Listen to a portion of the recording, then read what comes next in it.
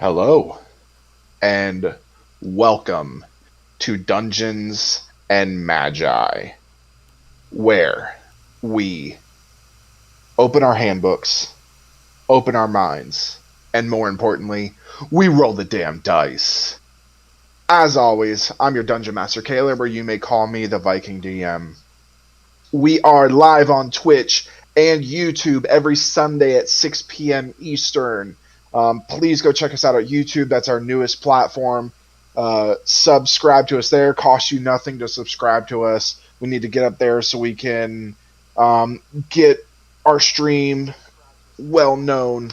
Again, we are now a Twitch affiliate. We want to thank you all for helping us get this far. Remember, you can sub to our channel with 3 tiers, you can even use your Amazon Prime subscription to sub to us for free every month.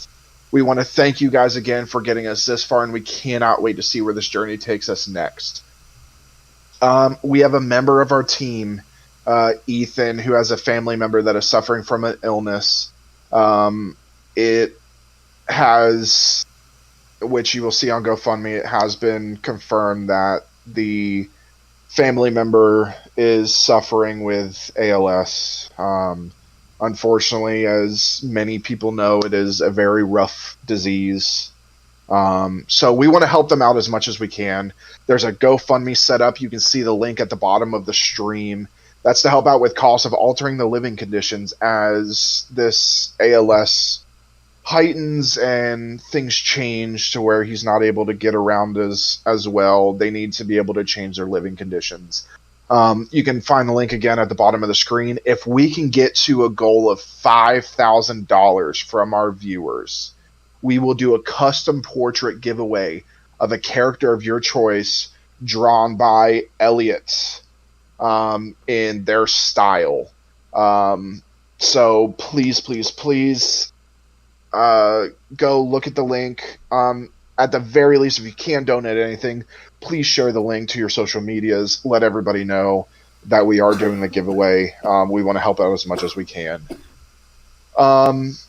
You can check out our website, www.dungeonsandmagi.com. We are on Facebook, Twitter, TikTok, and again, here on Twitch and YouTube, Dungeons and Magi. Please check those out. Yes. I'm going to up the stakes on that. If we get above 5,000, I will do a commission dice with whoever wins. All right. So you heard it. If we get above 5,000, actually, I'm going to double down on that. If we get above 5,000, you will get the entry to get a custom portrait, the entry to get custom dice, and if we get above 5,000, I will shave my beard. Okay. If we get above if it's $5,001, I will shave my beard completely off. Wow. I'd shave mine, but y'all got to hit 10,000 for that one. So that's like a thing for him. So this is part of my religion. This is a big deal. So if we hit $5,001, I will shave my beard completely off, and my fiance has said okay to it, so I won't get in trouble. All right, we have a one-shot the last Sunday of every month. That is our Wild West one-shot, created by myself, written by Ethan, and DM by Ethan. So join us. Obviously, we're not doing it today, as we did it at the beginning of this month. So join us next month, the last Sunday of next month, for the Wild West one-shot, where we are in the late 1800s in South Dakota. Also, check out our new series this coming Wednesday for Behind the Curtain, where we all get in here together, round table style, ask each other questions, talk about shit that's going on. There's a lot to unpack for this week's episode. A lot of stuff has happened over the last month in the campaign, so there is a lot to talk about. We answer your questions. So please join us for Behind the Curtain.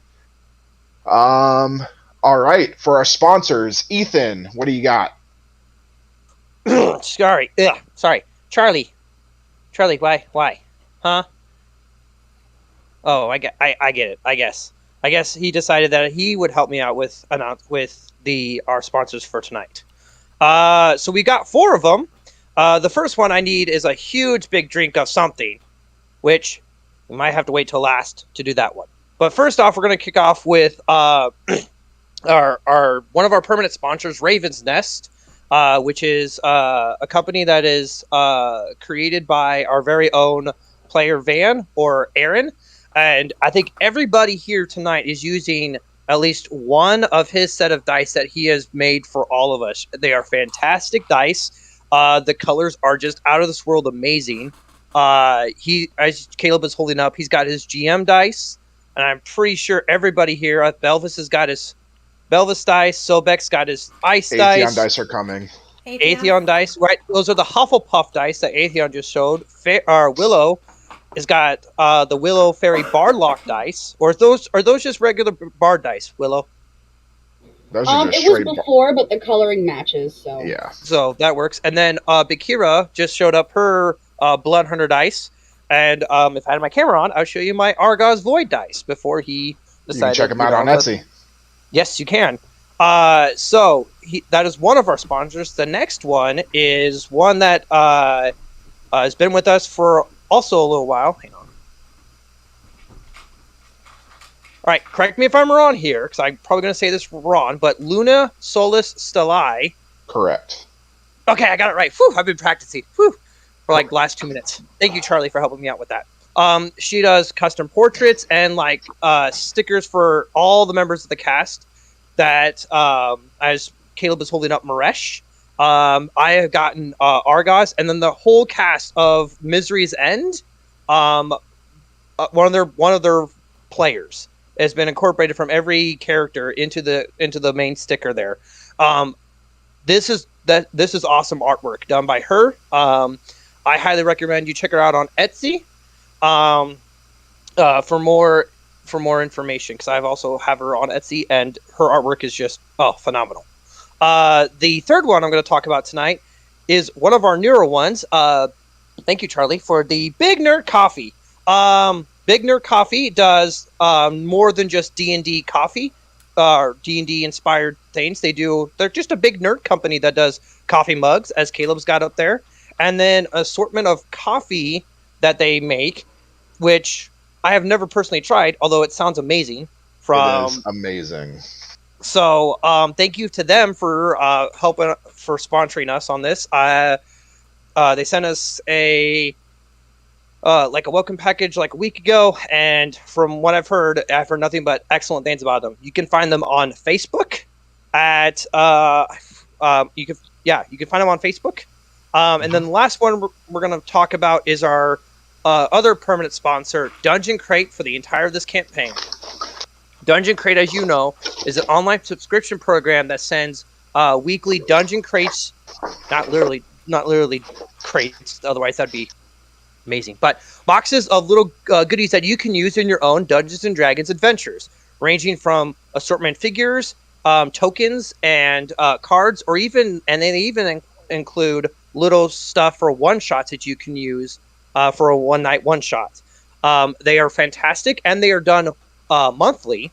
So if you use the code DungeonsMagi22 at checkout, you will receive a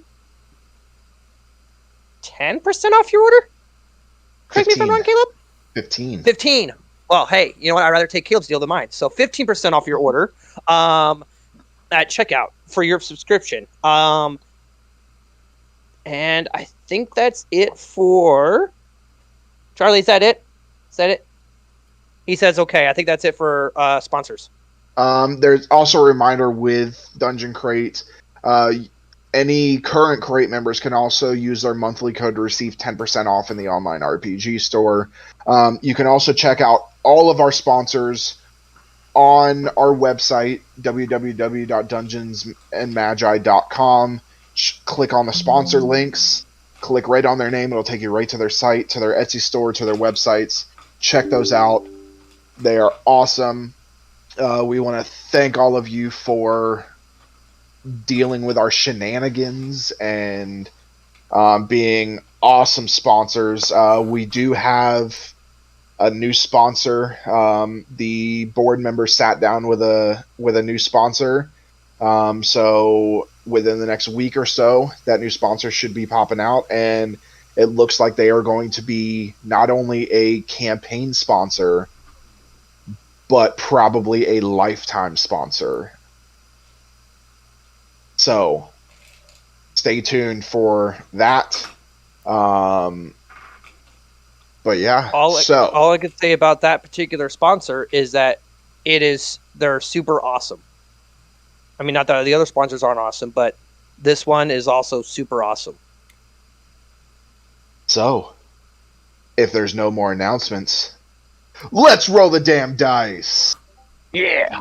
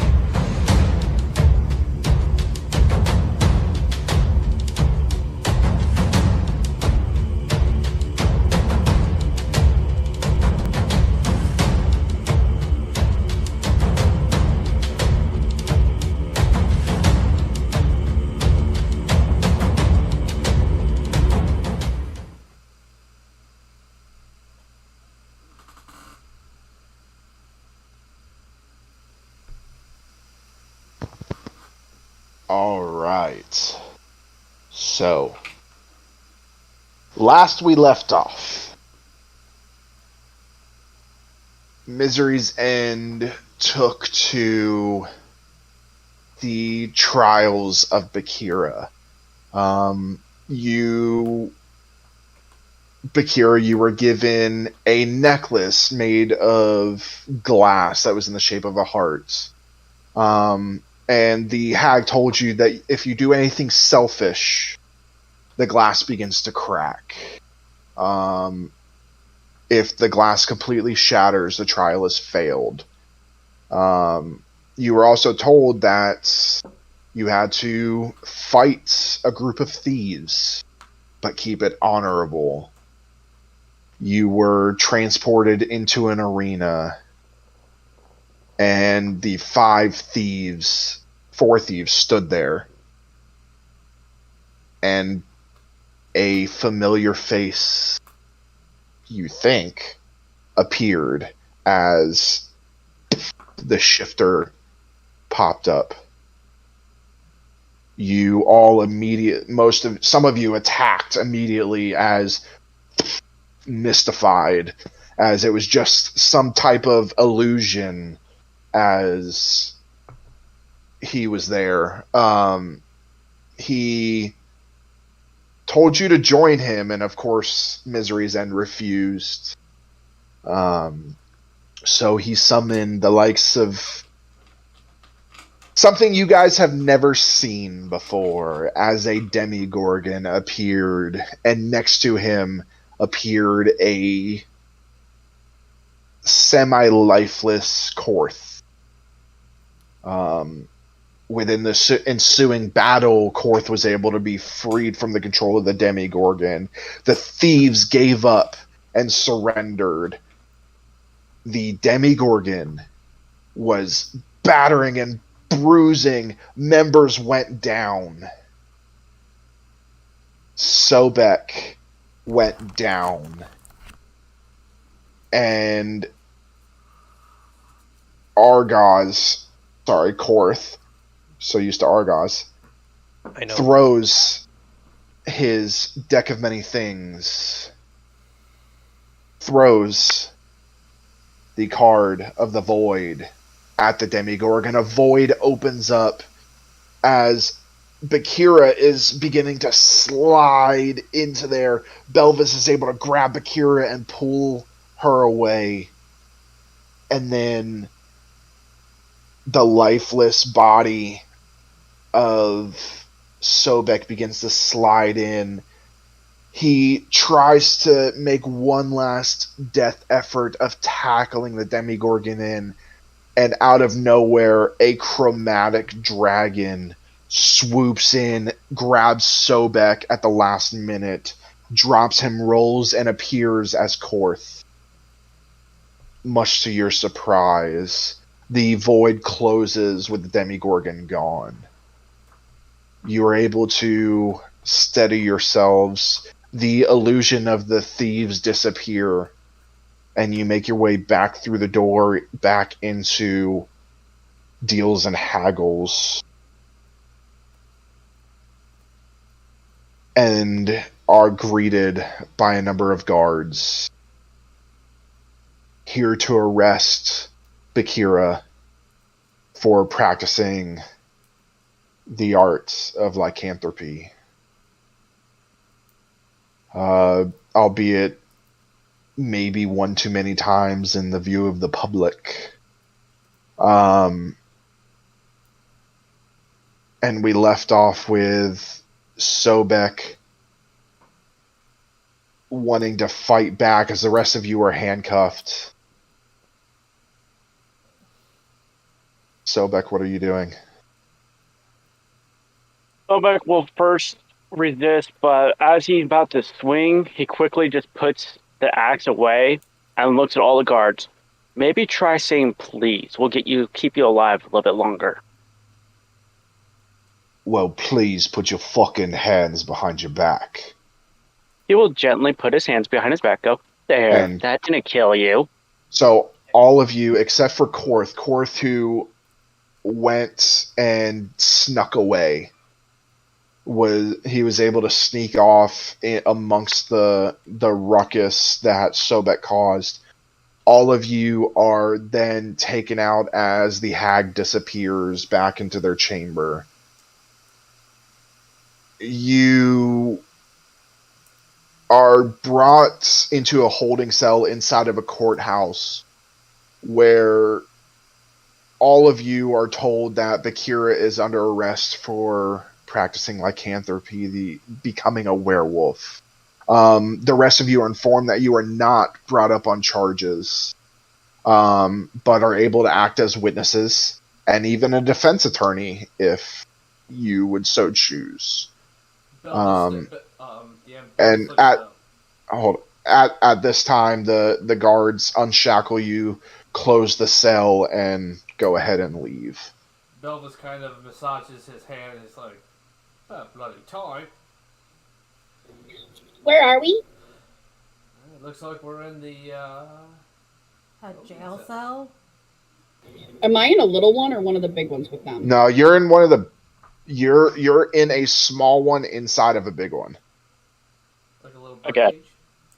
Basically, yeah, one that she can't squeeze through.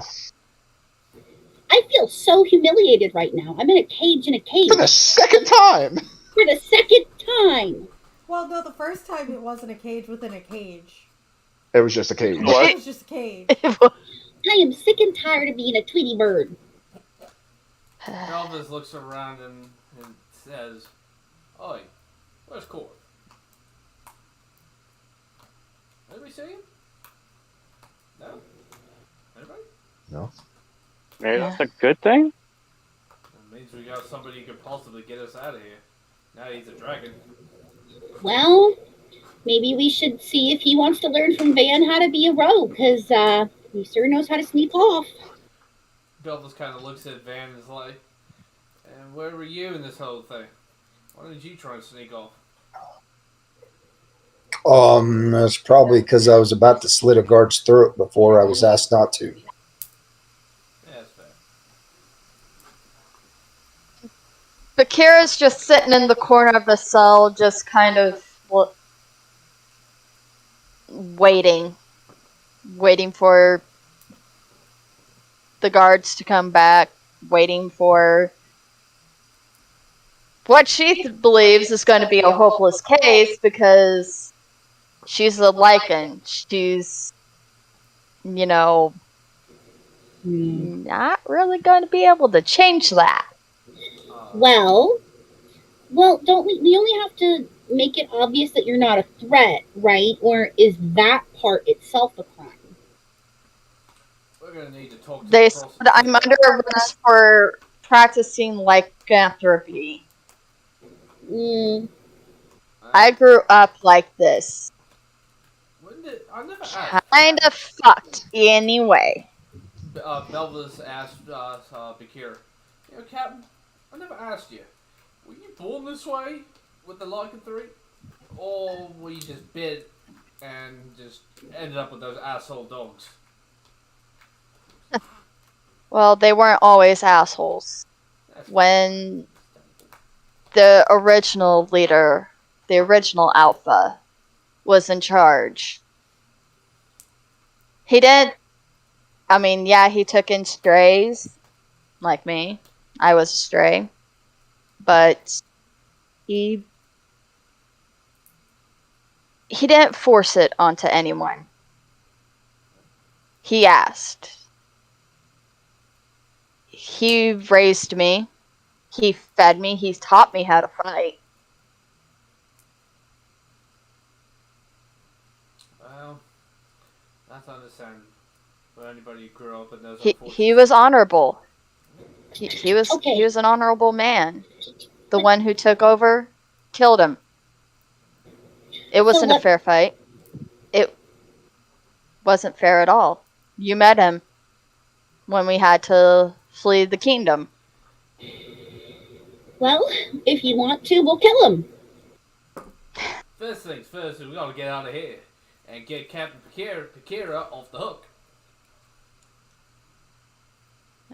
Well, I don't understand how she's on the hook. We're Just in because a backwoods society, that's why. Albion looks up and is like, Bikira, have you ever spilt innocent blood?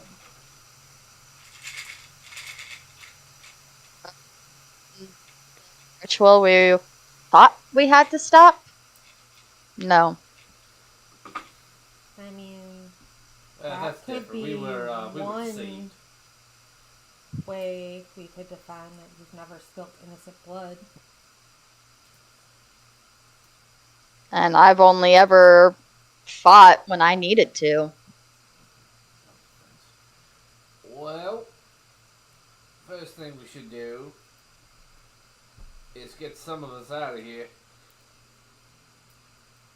Unfortunately, Captain, I don't think we can get you out of here without doing a massive breakout and becoming fugitives, which we don't need. I don't know if we should get out of here because it'll mess up the case. Right? That's what we're doing, I think. I don't know much about any of this stuff, but... Which is why I'm going to tell the guys that I'm the lawyer. With your amazing Zero, people skills... we'll understand if you want to choose Atheon instead. Yeah, maybe. I mean, we know absolutely nothing about what we're about to get into. So... Or bad. None of us, unless we can find somebody else. Albion Honestly, looks at Sobek and is like, I have people skills. I'd rather blow a hole in the side of a building and just escape versus do... Kira kind of looks at Van and it's just like, should we tell them? I have people skills, but I don't know if you want your life in my hands. Belvis is like, listen. Wait, tell us what? I was a lawyer. I learned all kinds of stuff. Saying Atlantis, child. Were your laws the same? Wait, is Belvis older or younger than Sopek? It's the same. I'm sure. Be fine. I mean... Anyways, Van, should we tell them? As good as time as any, Captain. Alright. You see Van here? Alright. He's supposed to be my assassin. He was sent to kill me. What? for being a lichen. I take it. I earned his trust. Belvis looks at Van and says, I guess you had a change of heart?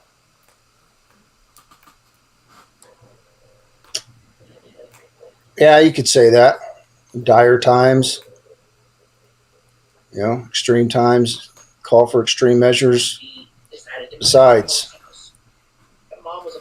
they're just things that just didn't add up. I mean, just because somebody is something that we don't necessarily understand or may be afraid of doesn't make them bad. So I had to deal with the internal conflict, let's say, and after much searching and some consultation with the Raven Queen, it was time to put that aside and become her protector rather than her assassin. So, who is the Raven Queen then? Who is the Raven Queen other than the most beautiful, trustworthy queen that I know? So Just don't cross her. Just don't cross her. She'll take your throat. Oh. Well, my throat's pretty little, so she wouldn't have much. It's all right. She likes them little and small and large. Okay, and... she'll think I'm cute then. Oh yeah. Yeah, maybe you'll get a spot on her shoulder next to the other raven. Yeah, maybe. That'd be perfect. Yeah. I could dress up like a little raven. Belvis clears his throat. It's like, listen, we need to worry about getting Captain off and us getting out of here. So I said, I'm going to go tell him that I'm the lawyer. I think somebody who was sent to kill me and I was able to prove to them that I am not a threat has a better chance at proving my innocence. What do you think, Van?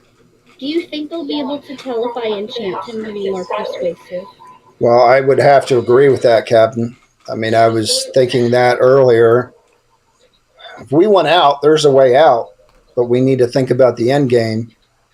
And quite frankly, I think we're in a position where we have to stay.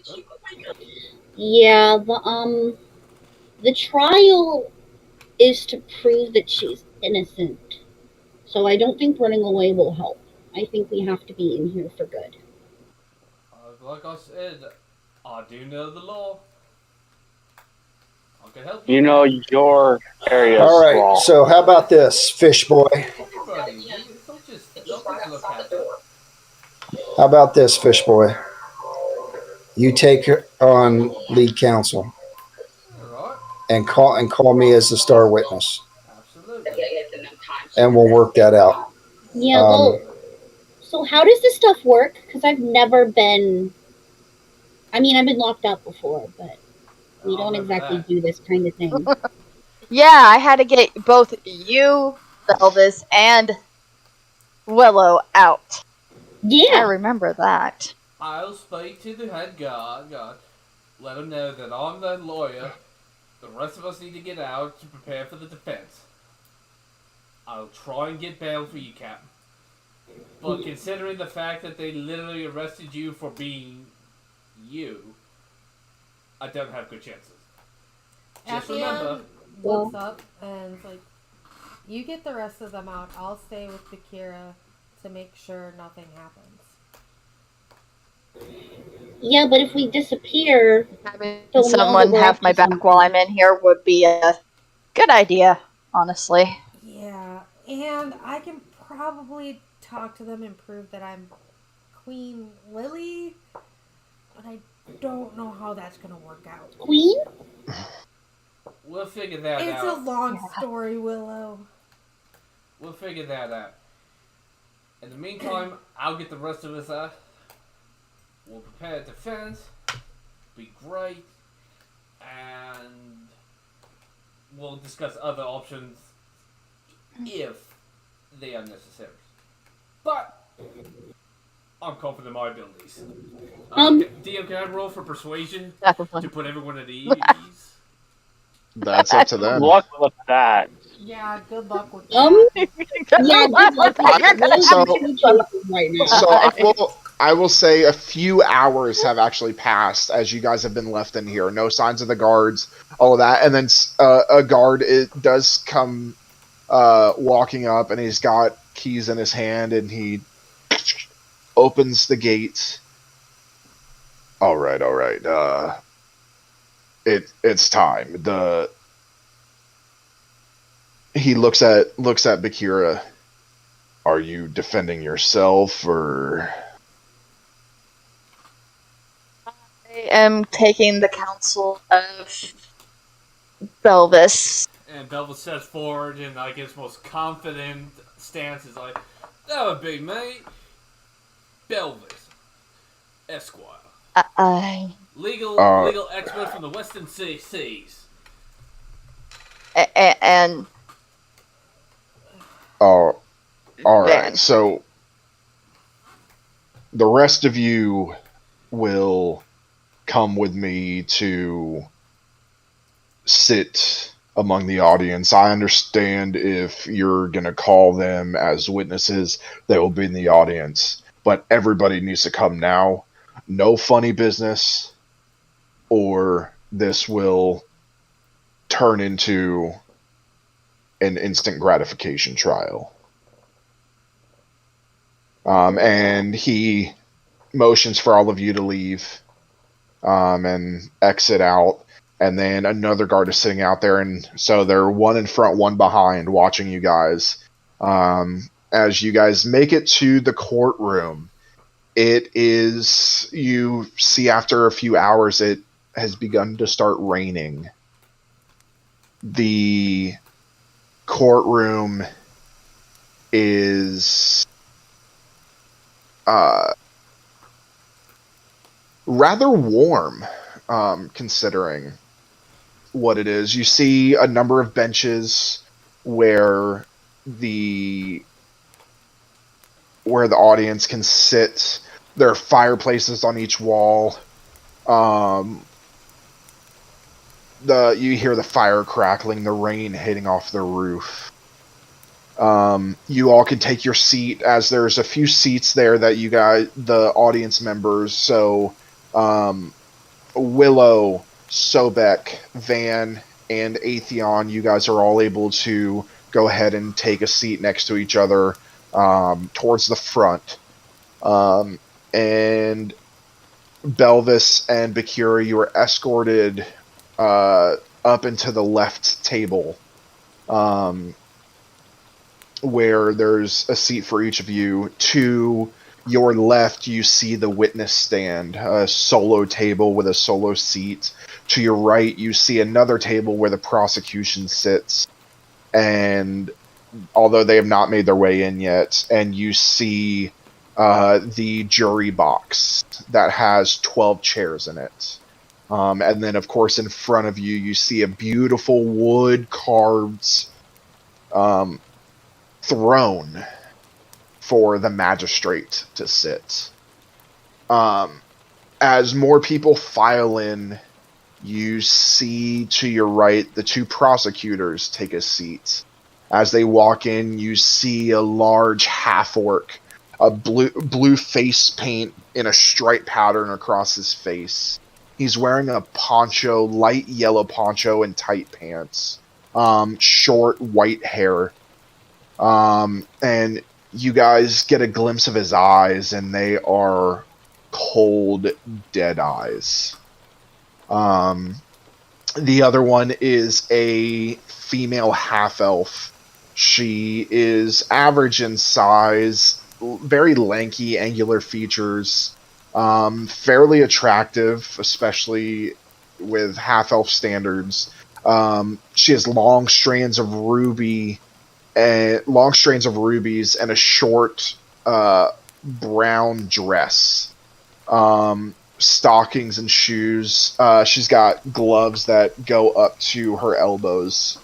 In her black hair that's put up in a bun, there is a gold flower. And she actually has a mask along the bottom side of her face, covering her face.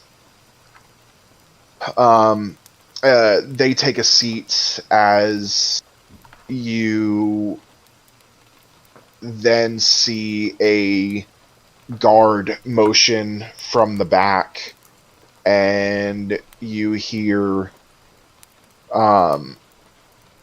the footsteps of the jury being walked in. 12 jurors. The first takes his seat. Male halfling. Skin has the orange glow of too much sun. He's got a fancy red suit. His hair cut close to his head. And he's got large, thick, round spectacles as he takes his seat. The next is a male dragonborn. You can get the sense that there's this warm, jovial air about him. He wears a tan Stetson hat. He's got tan clothes. He has a copper crest sitting at his lapel. But again, you see these cold, dead eyes. You see a female Yuan-Ti. Really? She's a little under 5 feet, rather short. A bit bulky, though. Very muscular, particularly in the legs. The upper part is more snake-like, wearing a large tan cloak. And she actually has white hair that's been sun-bleached extensively. Her eyes are silver, and she walks in smoking a pipe as the guard tells her to put it away. And she kind of hisses at him as she puts it in her coat pockets. The next you see is a male tabaxi, rather large and muscular. He wears brown pants and just a plain t-shirt. No fur, which is weird for those of you that have seen a tabaxi. His green eyes lackadaisically are letting the world flow in. You can see he just takes in everything he looks at as he looks over the audience, at the prosecutors, and at the defense before he takes his seat. The next is a female elf, a woman of pale complexion. She's wearing tight-fitting clothing, which further accentuates her frame. She has a moderate-length white hair. Her face is very feral with sharp, distinguishing features. And her spectacle-hidden eyes are a very deep green. You see a male halfling enter. He is dressed in an above-average manner. He carries a battered hammer and a tarnished scimitar as well. You can tell he is probably of some type of nobility or some type of knighthood. He has done his best to style his black hair to look like his favorite performer. It's slicked back with a front and like a pompadour look. His eyes are blue and cat-like. You then see a female dragonborn enter. She is unhealthily muscled. Almost every single one of her veins is visible when she's not flexing. Her shirts and pants tend to be short and undersized for her due to the difficulty of finding a good tailor. And her copper crest is very lengthy. She has a dull look in her red eyes. You then see another female dragonborn enter, and Bikira, you get the sense of, we may be able to work that dragonborn angle, especially female dragonborns. You've already seen 3 dragonborns here, so you're kind of getting that, this may go in my favor kind of look. This female Dragonborn looks middle-aged for a Dragonborn. She wears dull black sweater, loose green pants, and oddly enough, alligator leather shoes. Beneath her sweater is actually Bikira. Give me a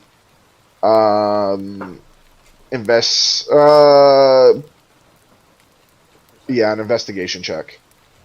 You're gonna look closely at her. That would be a 10. Belvis. See if you can do it. You said this is investigation? Yep. Dirty 21. Okay. Belvis, you look and you could whisper this over to her if you choose. You see inside of this sweater, there's a concealed kukri. And she has it there just in case, and looks like it's in pretty good shape. And her over to Bikira's like,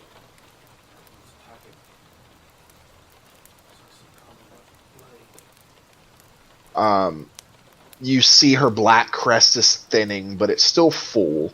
Bikira, you know, being a Dragonborn that, and her being a black Dragonborn, that she is on the older side, with that crest really thinning.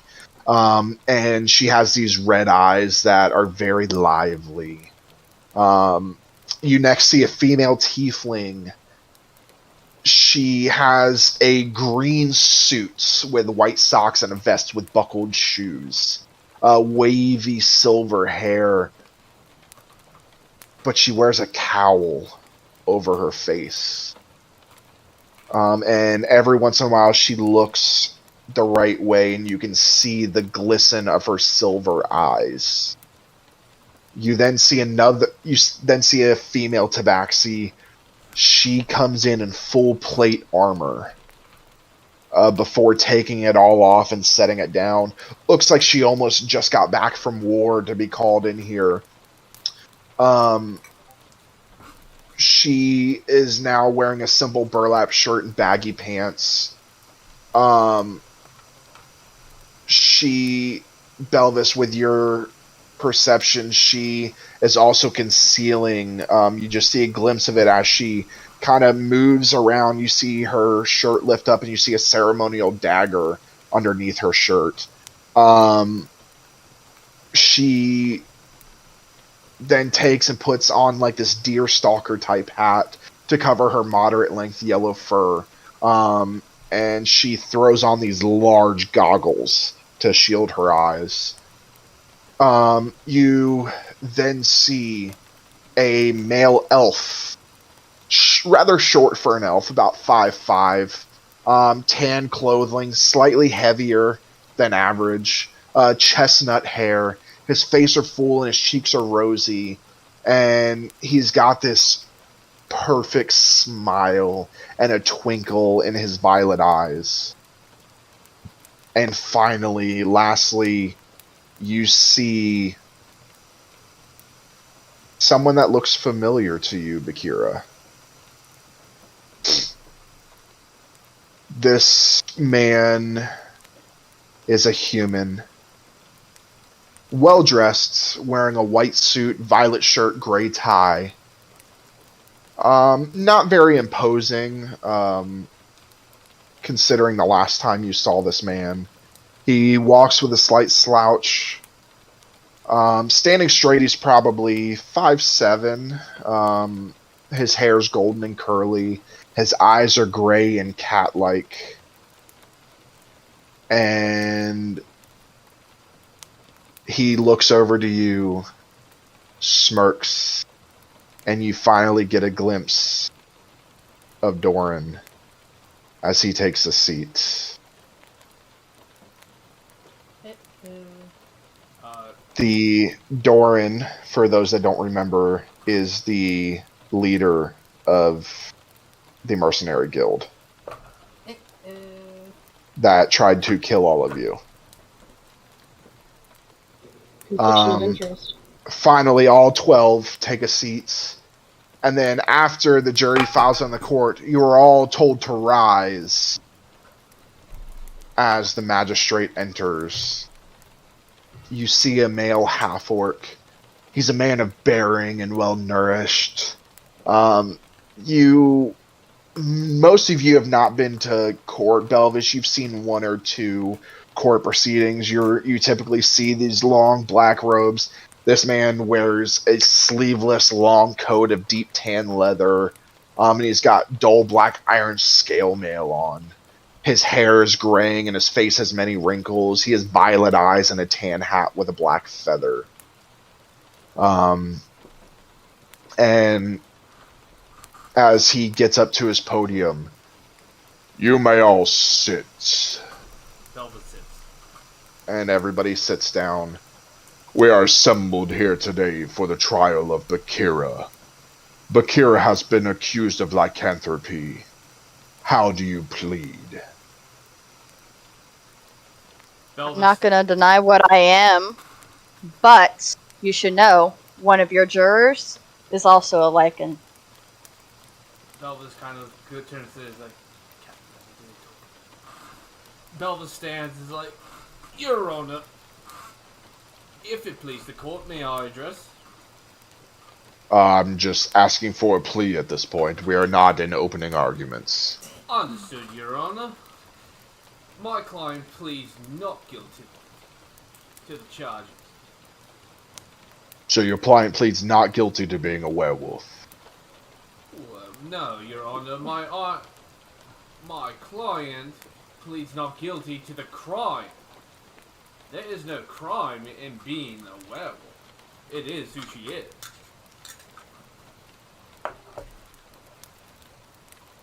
We will get to that. So your plea is not guilty. Correct, Your Honor. Very well. He And I should looks around and he looks to the prosecution, to that half-orc and the elf, and allows the prosecution to make their opening statement. And the elf stands up, and she kind of...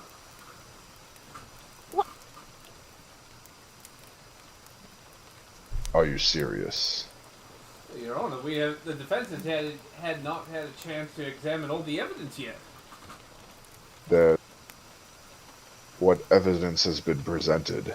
I don't know. Discovery hasn't been made. We have not had a chance to review everything. Surely the defense will need time to prepare a proper defense and have it so that this may be a fair trial. You've been overruled. Anyways, prosecution, if you would please with your opening arguments. And she kind of straightens herself out. She walks along the jury and slides her fingers across the bar that sits in front of the jury. And she looks back at Bikira and looks at Belvis, and she winks at Belvis. Belvis is like, kind of raising his eyebrow. Great people of the jury. We stand here today to discuss the act of lycanthropy by the defense. They plead not guilty to lycanthropy, but I think we're all aware that Bikira is indeed a lycanthrope. They have been seen practicing it openly, and they have also been seen attacking innocents as a werewolf. And it is my belief, it is our belief, that upon the occurrence of a full moon, which I will remind you is tonight at midnight, that the lycanthropy will fully take over and she will become a danger to all those around her, including her friends who sit here in the audience and her friend defending her. Aki and kind of just hump, like, goes, yeah, right. I think I don't need to do much convincing here, but perhaps we should hear what the defense has to say, because a plea of not guilty for something somebody is an interesting strategy. So I will just tell you to keep an open mind. And she walks around, winks again at you, Belvis, and sits down at the table, and the magistrate looks over to you.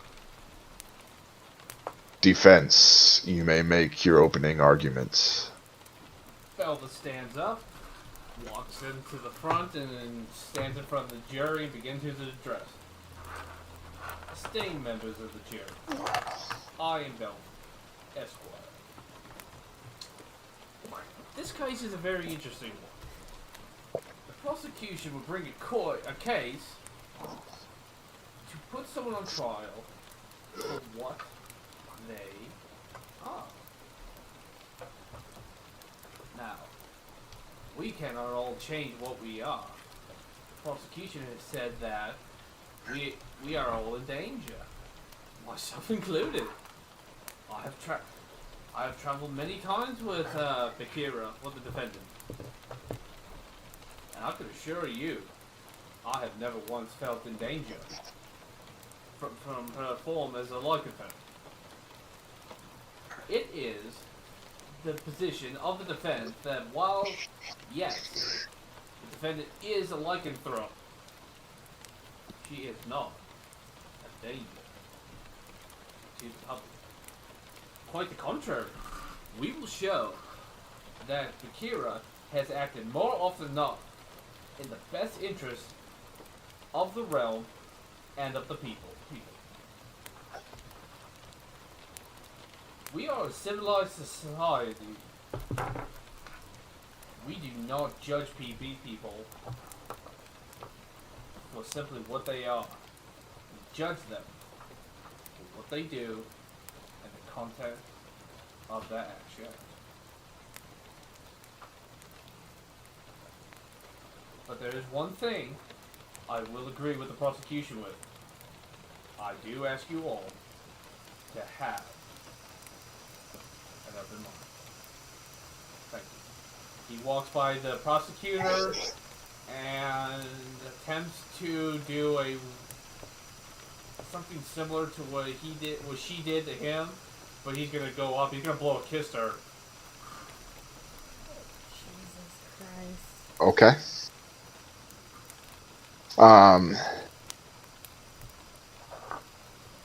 Okay, so Belvis looks over to Bikira and kind of closes in close to her and said, "Is there a way we can make Doran turn into a werewolf during the court? It might help us."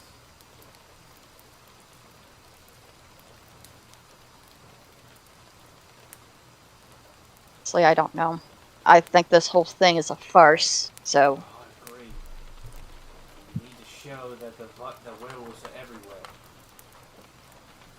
Is there any... How do you get... What's the way that you can turn into a werewolf without you having any control?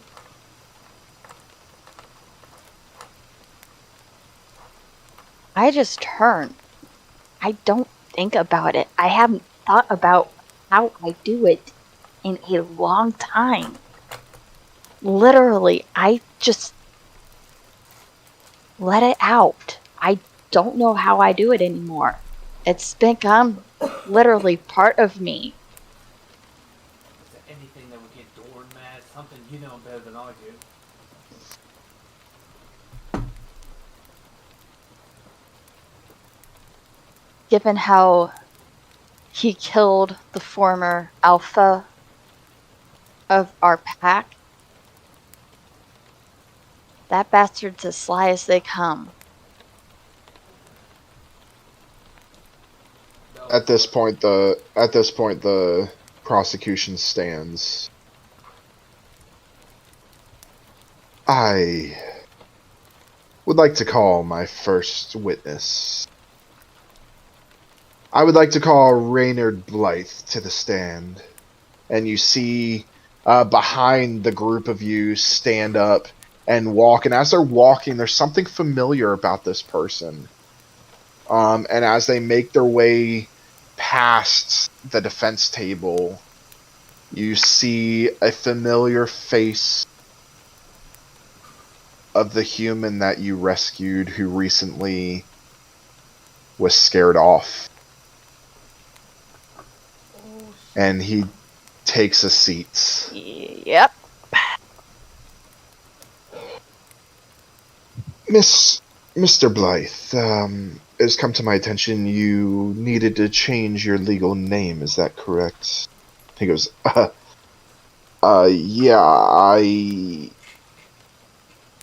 I have witnessed what this group is actually capable of, and I mean, I know that we're here about Bikira, but I mean, this group is... Objection, Your Honor. The witness is here to talk about the defendant, not about the other members of the group who are not here on trial. Well, if you would let me finish my statement, I am going to talk about your leader. Overruled. Like I was saying,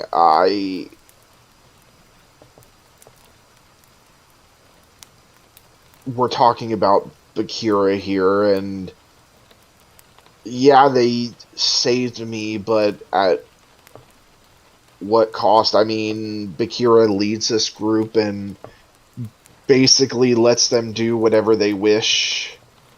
I mean, they admitted to me that they killed somebody in cold blood because they felt like they had to. So, and it was okay with everybody. So yeah, I left and I changed my name because I feared that I was next, and I don't want to be next. And the prosecutor just nods. And so, Mr. Blythe, you said that you have seen the defendant as a lycanthrope. Oh, yeah, I have. When that giant hand popped out, and I don't know where they came from. They came out of nowhere, but she was pretty scary. I mean, if she had approached me and it would have been her that tried to save me from falling down the crack, I probably would have let myself fall. But instead it was that one, and points to Atheon.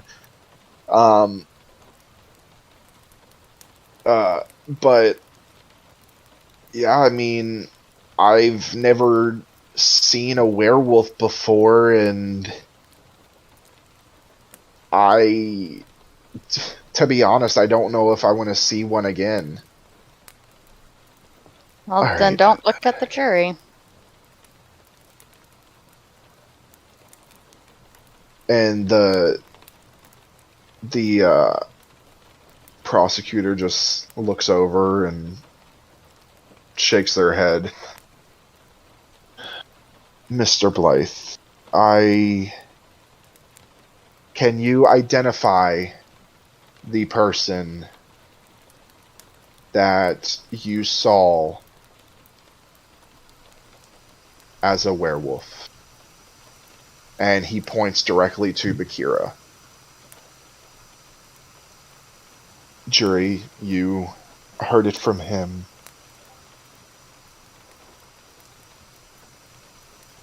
I rest.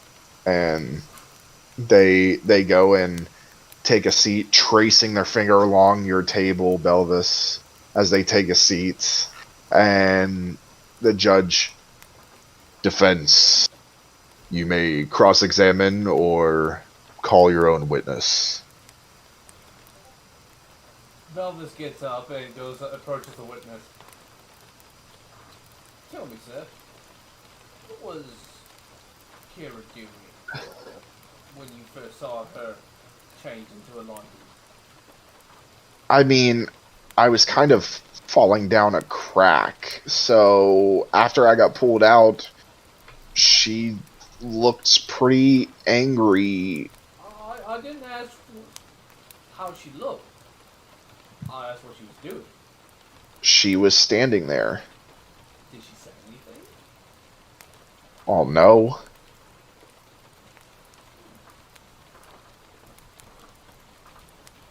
Was she attacking anybody? There was nobody to attack. I mean, everybody fell down the cracks. Except for me and that kid. Were any of the other members of the party around her? You guys were kind of spread out. I don't know why you're asking me. You were there. Oh, so there were people there. Well, yeah, you guys. You said there was no one there. Clearly there were people there. Well, she's not going to attack you guys. You guys could kill her. Oh. You guys could kill her. She was scary. I'm not armed. You guys are armed. I mean, look at you. Look at that thing, and points to Atheon.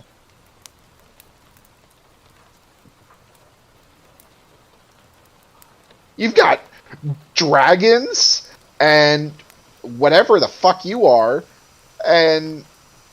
Good sir. Is it safe to say that you are simply scared of everything? Are you scared of me?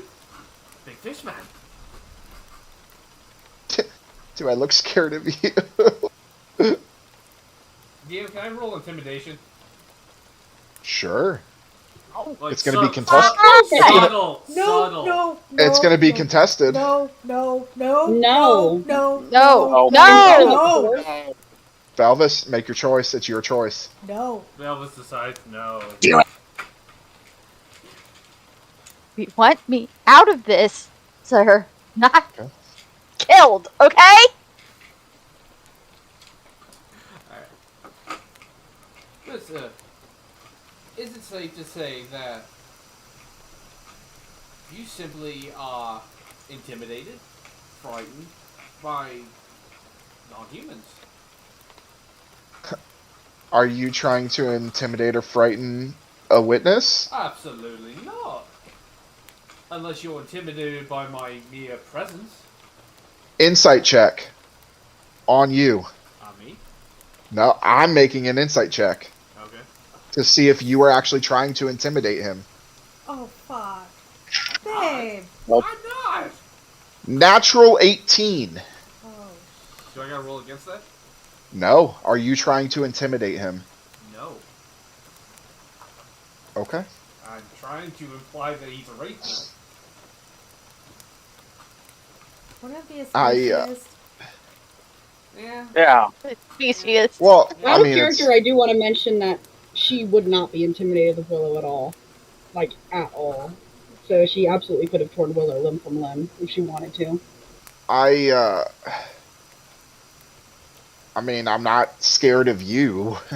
You're saying just because I'm human, I don't like other people? You speak about all of us. You speak about the person leading the group of people rescuing people frightening. You tell me? I thought we were here to talk about her. Why are we talking about me? We are discussing you, sir, because you say you were intimidated, frightened for your life by Bikira. What action, besides her looking scared, did she do that made you think your life was in danger? Objection, Your Honor. Mocking the witness. Your Honor, I am simply asking a question. What did my client do that he saw that made Bikira, the defendant, a threat? The judge... Actually, I'm going to roll for this.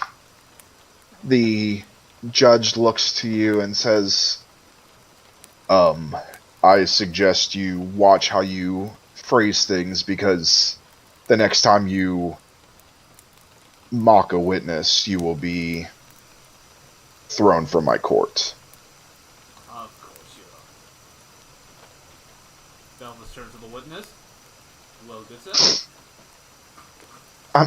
I'm sorry. I was offended with being mocked. Can you rephrase the question, please? Could you tell this court what action did Bikira take that made you think your life was in danger at any point during your association with her? She allowed you guys to kill somebody in cold blood and think it's okay. Were you there? I was told by a member of your party that somebody was killed. Honor. This is hearsay. The witness did not personally witness the alleged event. Therefore, there is no evidence that it happened. The judge says, very well. Mark that from the records. So, in fact, good sir, Belvis turns back to the witness. It is safe to say you did not witness anything. All you witnessed is Bikira morphing into a lichen and directing the rescue of the people from the city that you lived in. I mean, aren't we here because she is a lichen? We are here to determine if she is a threat. And I ask you again, did you see anything when you were there that she did anything to threaten the members of this party, yourself, or the general public? Yes or no? Not yet. Yes or no, please? No. Thank you. I have no further excuse me. Okay. I have no further questions for this witness. The judge looks at the prosecution, they shake their head, and he's able to go sit back down, walking right past all of you to sit back behind you. Belvis, as he's walking by the prosecutor, he does a little to the one prosecutor lady.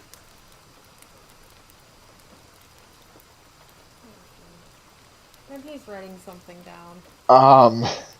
The other one's like doing all kinds of weird crap to me. Belvis is just returning favors. Subtly. The prosecution then stands. This time it's the half-orc. I would like to call Willow to the stand. All right. She flies up to the stand. Will you please state your name and your duty in this group to the courts? I'm Willow. I'm the bard of the group. I try to help bring joy to people who are experiencing some bad stuff, since we're generally speaking rescuers. And at times I do heal when it's needed.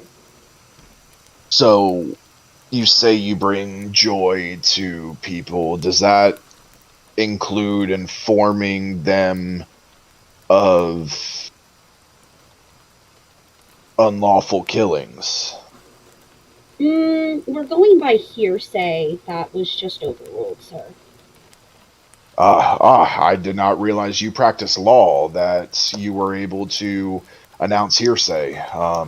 No, I was just present for the former claiming of hearsay that was approved by the judge. This is, way in depth. I mean, deep.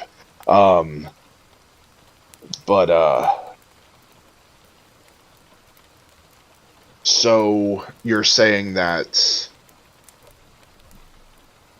the defendant did not allow a unlawful killing to occur for the greater good? I'm saying there was no order command whatsoever. Belvis stands up and says, Your Honor, we've just established this. There is no evidence of any alleged murder or killing, justified or otherwise. This trial is not about a murder.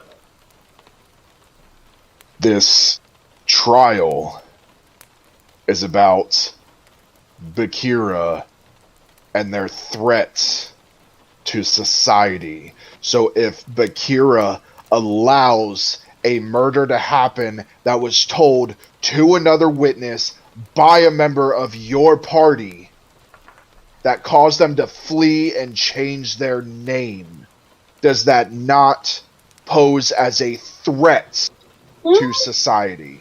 Sir, he didn't flee. He switched sides in a giant war that you have no knowledge of.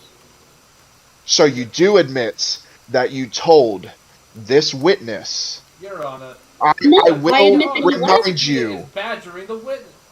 I will remind you that you are under oath. And I will remind you that all I said was that he fled. If he felt the need to flee, that is on him. But what caused him to flee? Huh? What did you say to him that caused him to flee?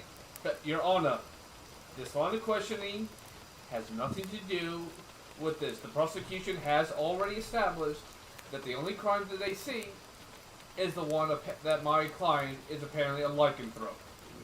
Not not anything else. I do want to add that there are likely many witnesses here if they were at the scene of the alleged lycanthrope with the giant hand in the sky. No. If there were people there when the giant hand came out of the sky, they would know that we were saving an entire population. So how is that a danger?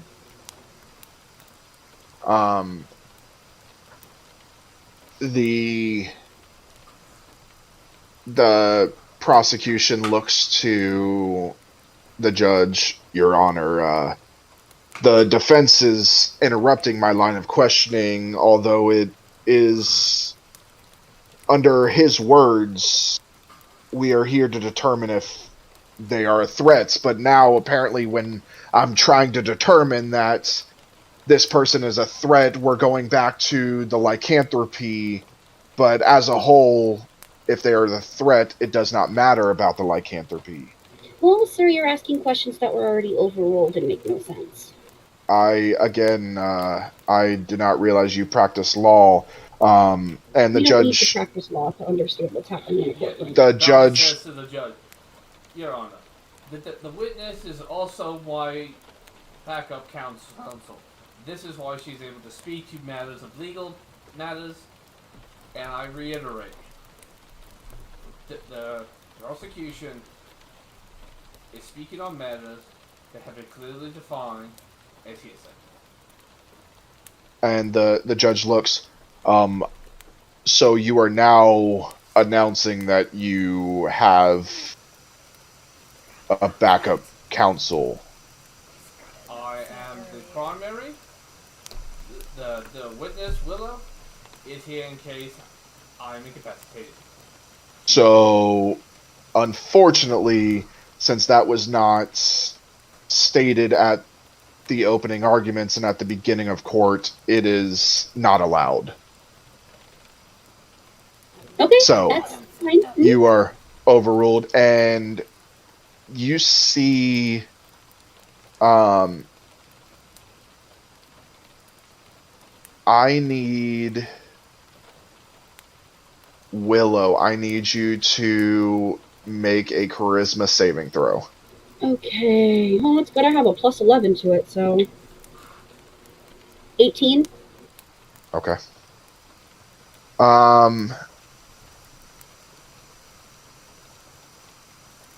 You feel this sudden urge to want to speak the truth. You're not sure how it happened, but you have this Someone has sudden put me under a urge spell. to speak the truth. Someone has put me under a spell. Unless you can prove it, Well, if I'm allowed to cast a spell, I can dispel the magic on myself. there's no magic allowed in my court. Your Honor, Then clearly there's some I magic need to going dismiss the on one here. that's been placed on me. How I can do you feel know it. there's magic going on? Because I can feel it. Oh, this witness is removed. They're no longer allowed to be a witness. Oh, so you can't dispel the magic that's on me otherwise? I'm telling you there's magic in your courtroom when you're telling me there's no magic in your courtroom, sir. There's no magic allowed in my courtroom. Well, somebody's doing it, sir. Are you arguing with the magistrate? I'm not arguing. I'm stating evidence that I'm experiencing at the moment. One more outburst, you will be held in contempt. Your Honor, Belvis tries to interject. No. This is my courtroom. This will go how I say. The witness... So you've already decided I'm guilty. I have not said that. But from what I've experienced so far, you've already decided. You will not allow the witness who is saying that she has been put under a spell, somebody who is adept at magic, who would know when they are put under a spell. You are not allowing them the opportunity to dispel that magic that is done to them. They have no proof that the magic has been completed.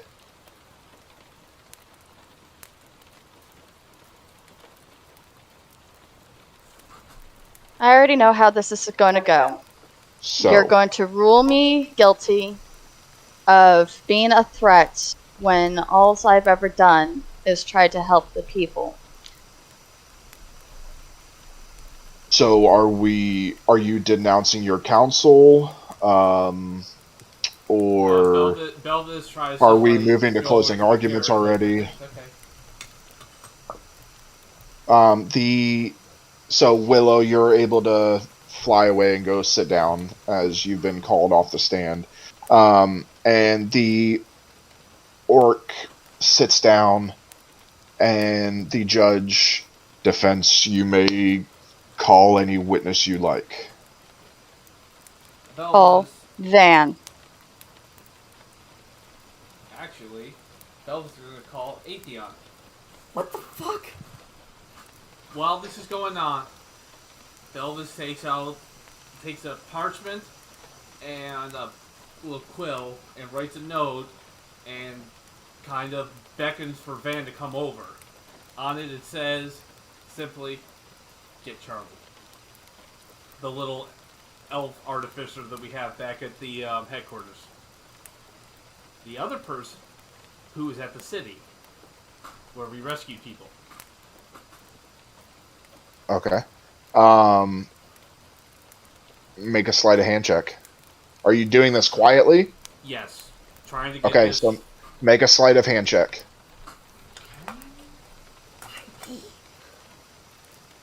As Atheon, you walk your way up. Yeah. Fuck. Well, out of character, I could argue that a bardic, if they can't prove that I'm not under a spell, they can't prove about a bardic, so... Dirty 25. Okay. You're able to slip Van the note. And I will say, out of character, that any visible magic is not allowed. I'll just keep it at that. There is nothing blocking magic from in here, but it is outlawed inside the courtroom if it's seen. So we'll leave that at that. All right, so you slip Van the note. Atheon, you are up on the stand, and it is your witness, Belvis. Belvis steps forward in front of Atheon and says, "Could you please state your name and occupation for the record?" Atheon Warlock. And how long have you been with this adventuring rescue group known as Misery? I don't know how long. It's been a while. Well, it is safe to assume that you have been on many adventures with the group. Yeah. With Bikira, independent. Correct. So, in your words, how would you describe Bikira? The mom that a lot of us don't have. Please continue. Kind, compassionate, willing to lend an ear when one of us are having issues. And tell us when you found out and how you found out about her being a werewolf. I don't remember anything. I just remember the fact getting into a werewolf while we were trying to escape a bunch of other werewolves. Oh. And she fought alongside us. And against her own car? Yep. How would you describe these werewolves? Evil bastards that deserve to die, except for Bikira. You didn't have to meet the leader, did you? The pack leader of this little mangy mutts. He emphasized subtly toward Doran. I did, and I believe he's in this courtroom. Really? That's interesting. But we'll hold on for that for now. When you were fleeing this group, and if I believe this this city was being overrun by these evil, mangy, degenerate animals led by an equally mangy, evil degenerate. What was Captain Bikira's actions during this? Fighting them, trying to keep the town safe as much as we could. No solidarity with her fellow Lycans? Nope. I will ask you this. It has been mentioned by a previous witness that there was an incident where he was being rescued by the group. Could you describe Bikira's actions during this? Bikira was giving us orders of what we need to do and telling us to save as many people as we could. Was she able to direct any of the saving of other lives during this? Yes, we were able to save an elf child. A noble act indeed, as Belvis addresses the court. She didn't save this child simply to eat it later. No. Wasn't it, if I know correct, wasn't it not Bikira who named the child? He gives a knowing glance to Atheon. It was. as any true mother would. And he turns to Atheon and said, "To your recollection, at any point, did Bikira use her power for malicious intent or anything other than noble, altruistic means?" No. I have nothing further to the witness, Your Honor.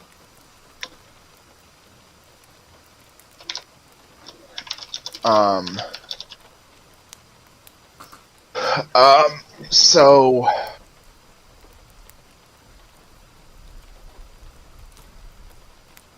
the elf woman stands up.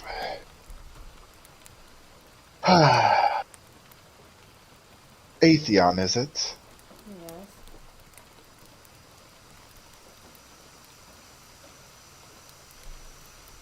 Just so the court and the jury knows, how long has that been your name? What do you mean? It's always been my name. I was told that you two recently had a change of your own. I have. I woke up to see who I truly was.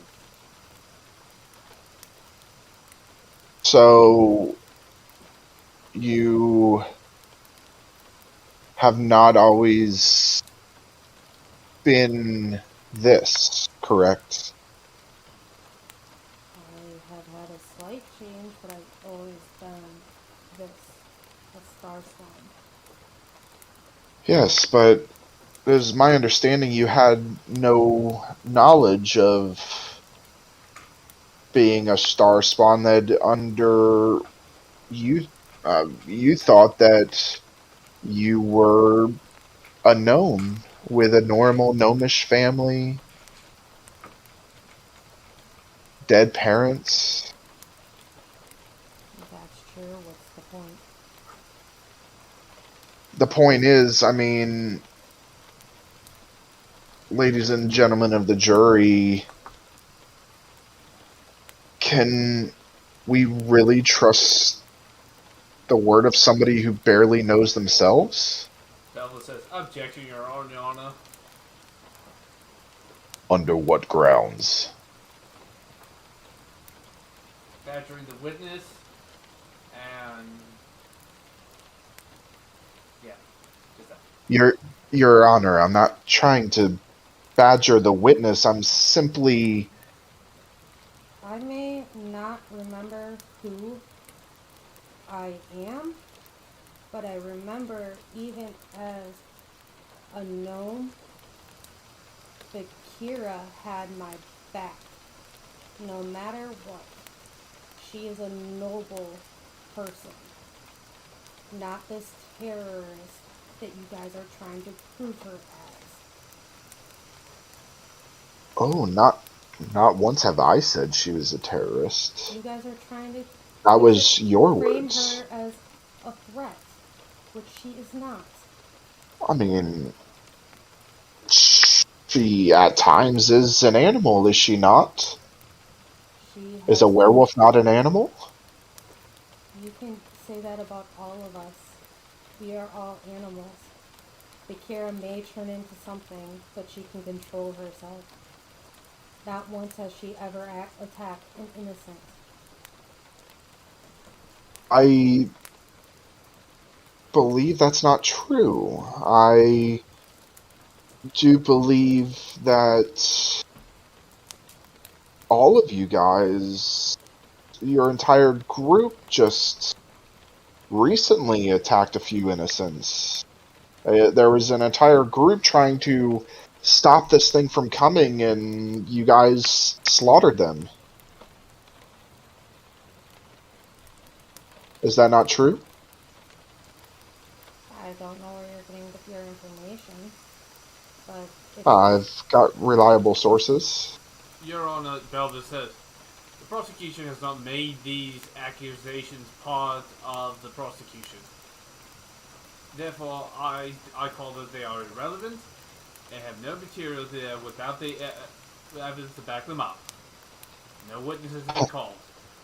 We have only learned of the prosecution that says he has these sources. No witnesses have been called yet. But, so are you denying that? And she's looking at you, Belvis. Are you denying that your group killed innocents? If the prosecutor wishes to present evidence of this in a separate case, he is free to do so. Belvis turns to the judge, to the magistrate, and just kind of ignoring the prosecutor and says, "Your Honor, I believe we should keep on task here." Your Honor, I'm trying to keep on task. It was stated that no innocent blood has been spilled by the defendant, yet I am trying to get at that the defendant and the group has, in fact, spilled blood. As I said, Your Honor, the group is not on trial. No, but your defendant is who is part of the group. So if your group has spilled blood and the defendant is the leader of the group, they in turn have spilled innocent blood. This is where I'm getting at. Does the prosecution wish to present a witness to this alleged incident? I surely can once I'm done with your witness. Would you like to keep questioning your witness, or would you allow me to do my job since you already rested your case for this witness? Your Honor, I move for. Or should we just let you go ahead and take up the entire court's time?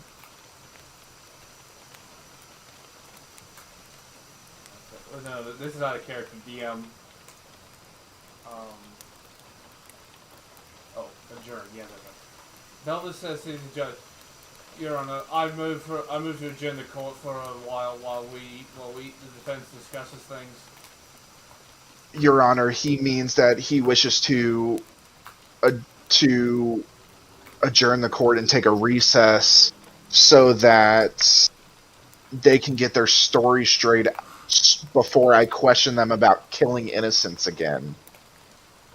Your Honor, I move that last statement be stricken from the prosecution. Overruled.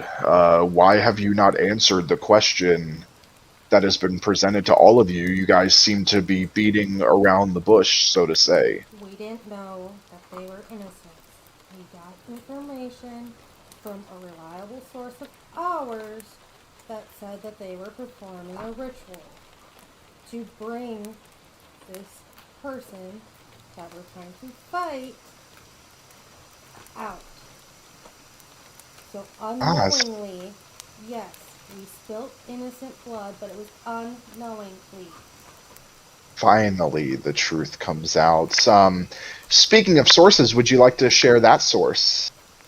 Nope. Very well, then. Can I get down now? You know what, Your Honor? I rest with this witness. I would like to call a witness of my own. You may leave.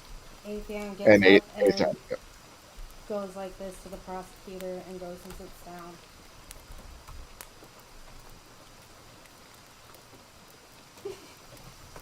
And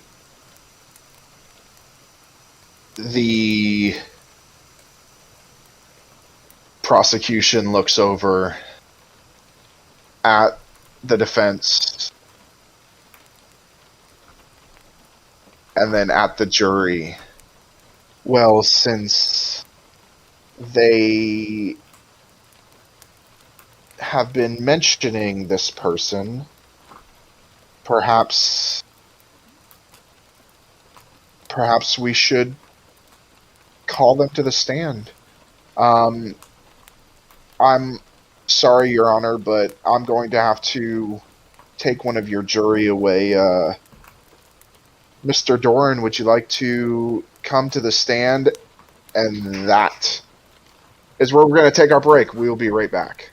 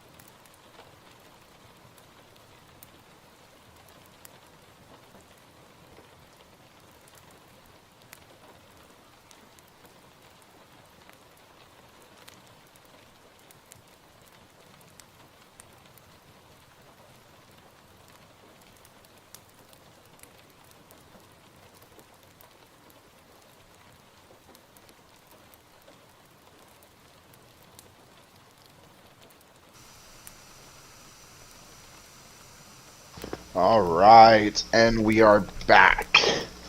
All right. So, just to recap, the juror is a witness? So the juror is being dismissed from the jury. So now there's 11 jurors.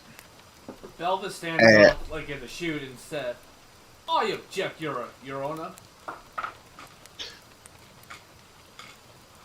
The prosecution says, well, you guys have been referencing him since we started, so I figured you guys might like to take a crack at him. Belva just ignores the prosecutor and addresses the judge. Your Honor, where do I even begin? A witness for the prosecution is a juror.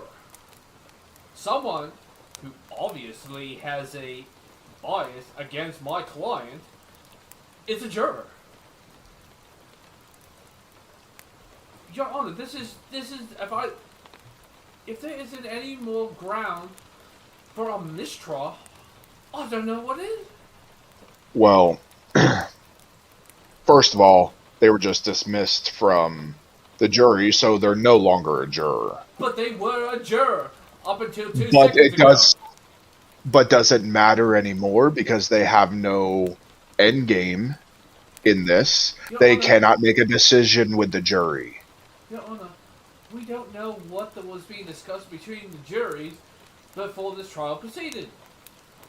To allow this trial to continue will be a miscarriage of justice. It flies in the face of jurisprudence and the legal system.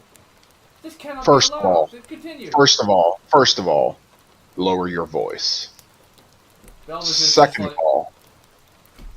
of all, he may not have been called as a witness if you had not kept referencing him over and over and I will return to my previous point of why he's even here in the jury. I will allow him as a witness. If you have an issue with this witness, then you can go ahead and step down as the defense.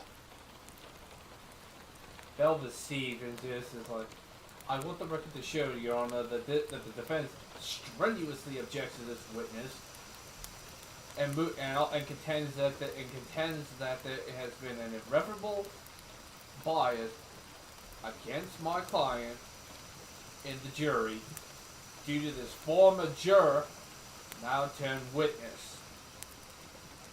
It's noted. You can now sit down. Belvis leads over to Bikira and says, at this point, quietly, he's saying this so only Bikira can hear it. He's like, Captain, I think we might as well just prepare for a jump. They never intended for you to get out of this alive. Oh, I know. Oh, I am well aware of that fact. So, the moment I saw him enter the courtroom, I knew. You see... Oh, sorry. DM, I'll let you finish, sorry. You see the juror make his way and take a seat in the witness stand as the prosecution moves over to him. So, they claim that you're a lycanthrope. Is that right? I may have been at one time, but I'm no longer one now.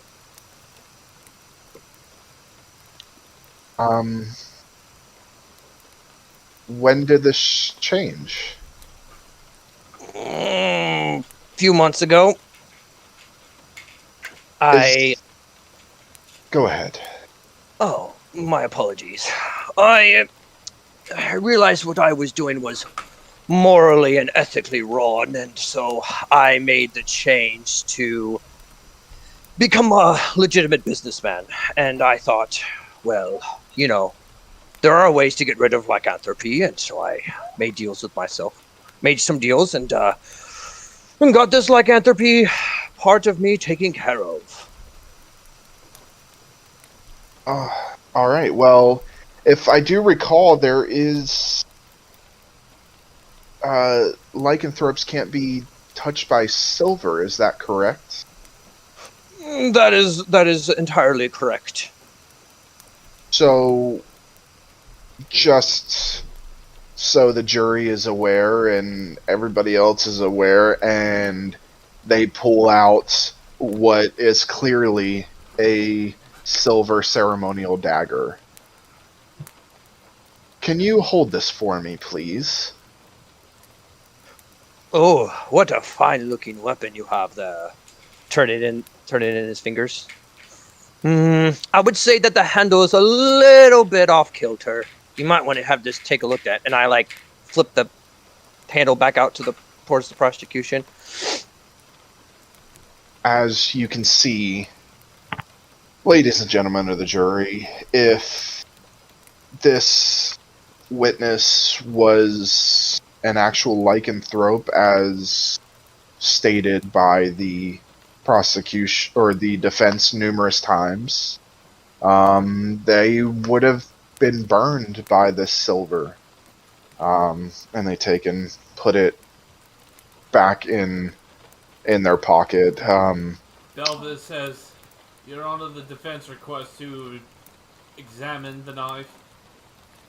By all means, and takes it out and throws it over to your table. Make an investigation check. Okay. I'll say with advantage because you have an affinity to blades. You're a fighter. You know what blades look like. Investigation, you said? Mm-hmm. Yep, because you're examining the blade. I'm going to use my Raven's Nest dice. Don't fail me. Remember, you have advantage. That is a dirty 20. Okay, so you pull it out of the sheath and see a ceremonial dagger. It looks like some type of ivory hilt to it. You look at it, touch it, do whatever you need to it. It is a silver dagger. If you were to touch it to Bikira, Bikira would burn. It would just burn Bikira's skin. You can tell that it is indeed a silver dagger.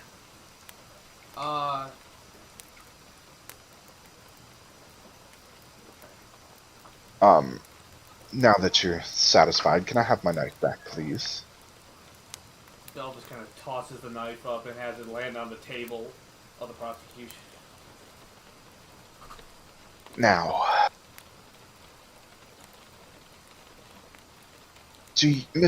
may I call you Doran? Oh, I welcome it. Dorian, please. Alright, do you know the defendant? I have done many adventure with the defendant, yes. And what would you say your relationship is with the defendant? Someone who wants my head?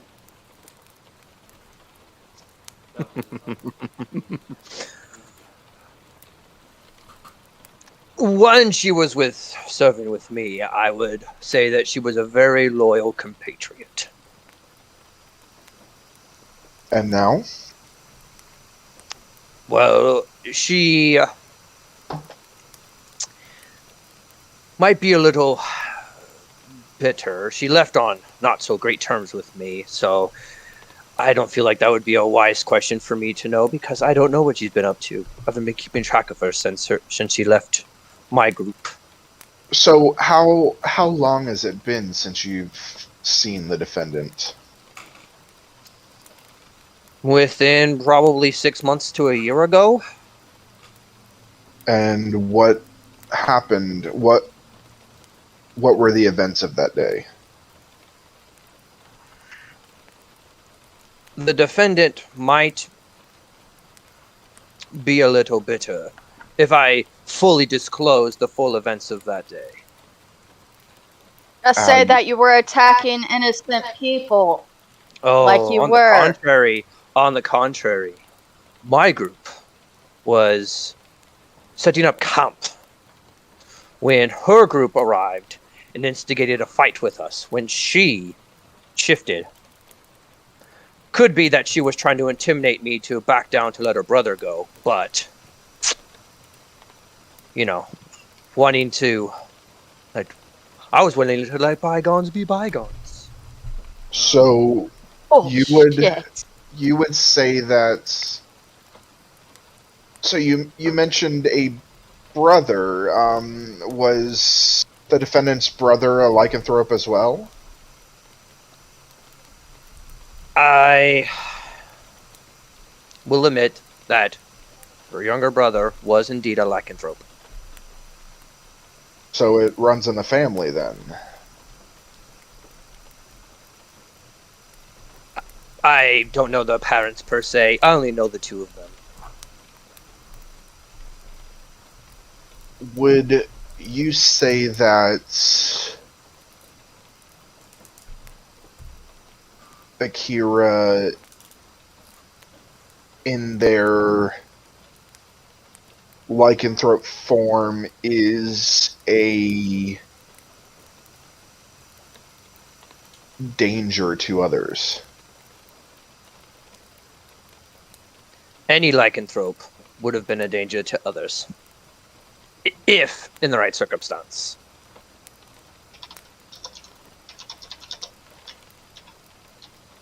Well, and your knowledge of this comes from being a formal lycanthrope yourself, is that correct?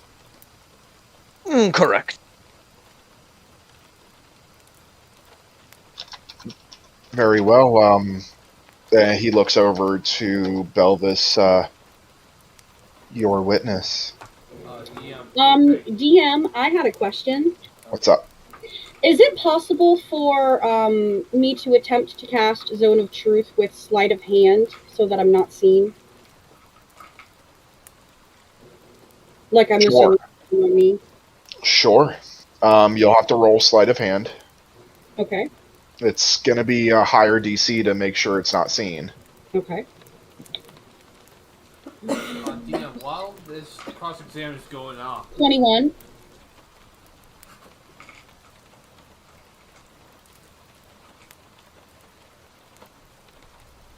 Belvis? Oh, sorry, I thought you were going to respond to Will. While this examination going on, Belvis kind of leans into Bikira and asks, like, quickly, tell me how he gained power. How did he kill your pack leader, the original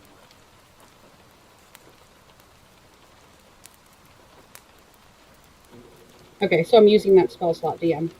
Okay. Oh, hold on. I think we lost Bikira. Uh-oh. They're spinning. At least on my screen. Yeah, Oh, jeez. We can still hear you, though. We can hear you. We just... There it goes.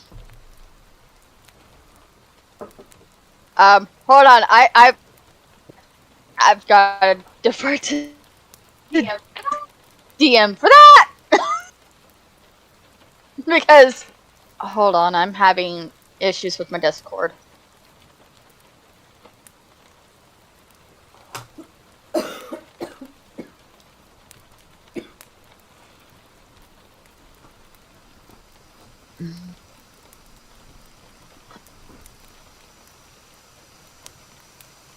Whoa. You're good.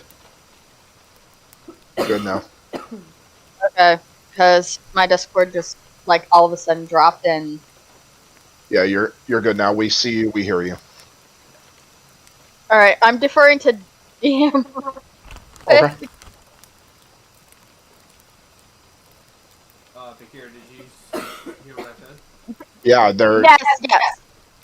They're DMing. Give me a moment. Oh, okay. This trial brings up a lot of backstory stuff, so there's probably going to be a lot of messaging back and forth. Okay. Of stories, stuff that Bikira and I wrote a long time ago.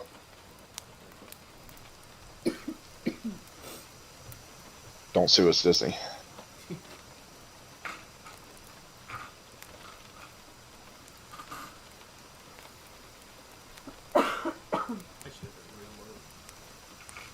No, you shouldn't have. No, you shouldn't have. No, you shouldn't have. Shouldn't have what? What'd you say? He said I should have been a real lawyer. No. No. I feel bad for those people. Yeah, me too.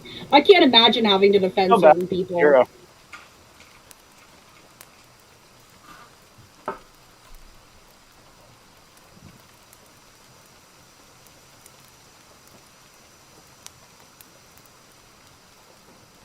All right.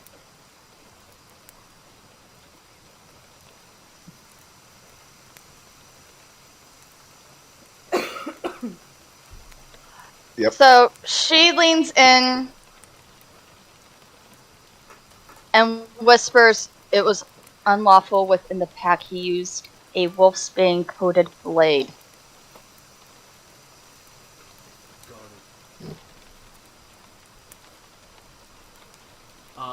Okay, In other so words, he did not rightfully challenge for the role,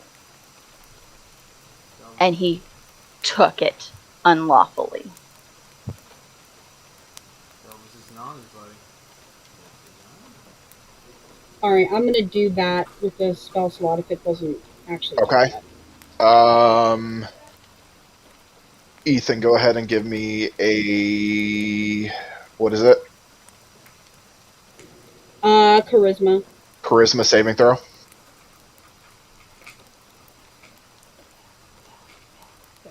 Give me 1 second. Charlie is like, ooh, maybe I want to roll this d20.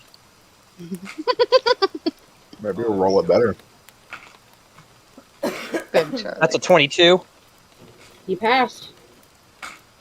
He saved. Zone of Truth does not work. Belvin stands up and walks up the door and is like, "How's it doing? Long time no see." It's been a few months. Remind me again, how did you become leader of your little group? I failed to see how that's relevant. It does.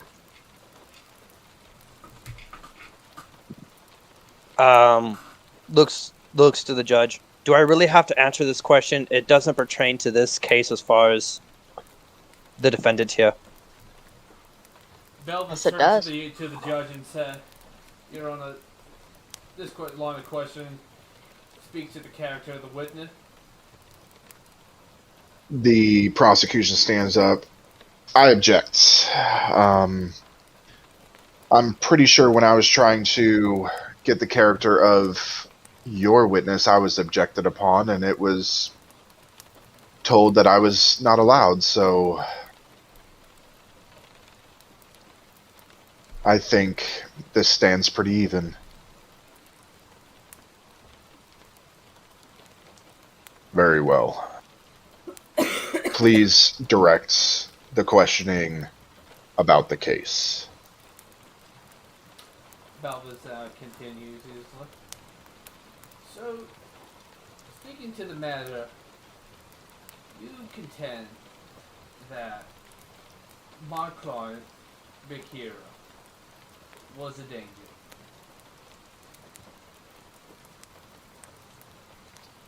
I think the statement I said was that all lycanthropes are dangerous in the right circumstances. I didn't specifically name her. Did you ever witness firsthand Bikira acting dangerously to innocents? It's been such a long time ago. I don't think it matters. If this is about her merc days, I can bring up a whole list of qualifications that she would definitely meet the bill on. But if you're talking in the last 6 months, well, I don't keep track of her every movement, as I've told the lovely prosecutor over there.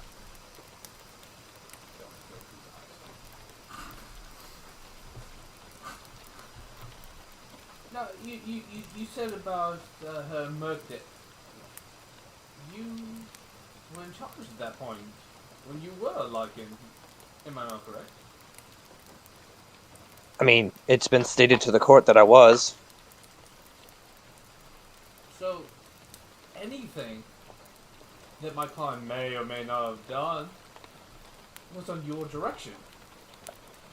Not all of my orders that Well, she you're done the was pack under leader. my... You're the head The- of the... Objection, Your Honor. I Your Honor, believe the we are getting back to talking about the witness's past and talking about the character of the witness instead of talking about the items at hand. Your Honor, the witness brought it up himself. Actually, you brought it up with the state of questioning.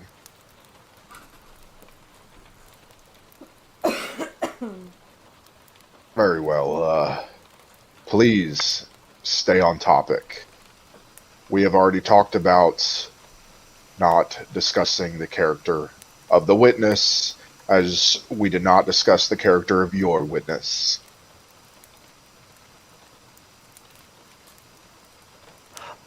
I would just like to say, as knowing Bikira's true nature, that if, as we can kind of see that this isn't going quite favorably in there, that, you know what, ask away, defendant, ask away. Well, since you so graciously allowed me to ask About your the defendant character... herself. About to the defendant herself. Tell me. So, you're asking me to ask you, Dorian? Except, you're the one who unlawfully took over the pack. One that did honorable work as hire for armies going to war. I fail to see. I stands up. I fail to see how laws of a pack that I have no right to be a part of details in the case of the fact that you were in fact a werewolf.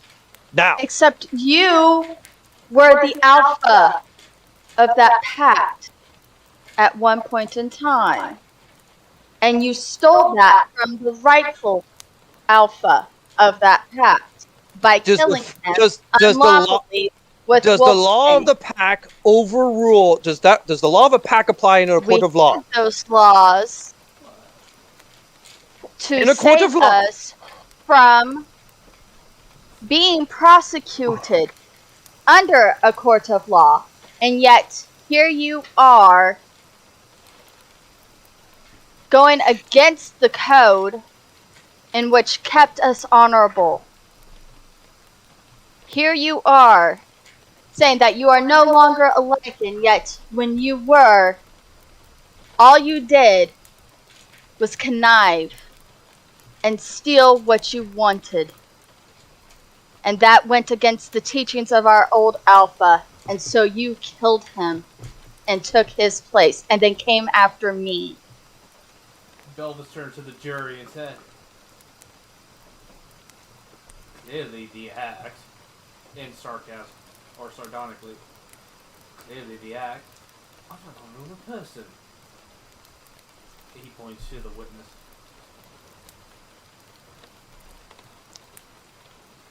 I have never. It's true. If you want to put this in court, what the witness submit is true. I have schemed. I have put plans into motion. I put plans into motion that, well, were probably viewed as unlawful in a court of law. But I am a changed man. I am no longer a lycanthrope. I'm a legitimate businessman. Belvis says, "So you say." Argos Those checking. who you forced, and those who you forced, those who you forced to become lycanthropes. What of them?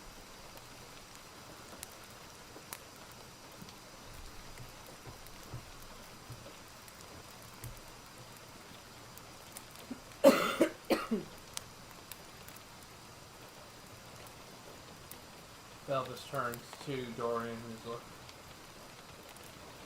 you wish to speak on your character? Have you nothing to say?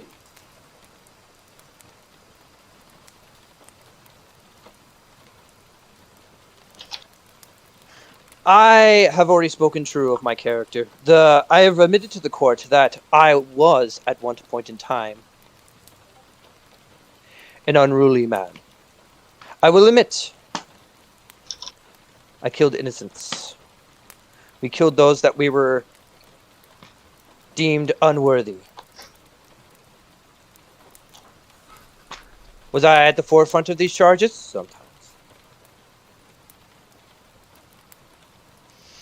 But if we're here to question the determination of Bikira and her question of character, is she a lycanthrope? Oh, absolutely. Is she a dangerous one? All lycanthropes are considered dangerous. So I feel that is a very open-ended question. But nonetheless, if you're going to ask me about a character, while a dangerous individual, but a very loyal one. And that is all I'm going to say about Bikira. Unless you have any further questions about her character. I refuse to answer any of my own as stated by the court.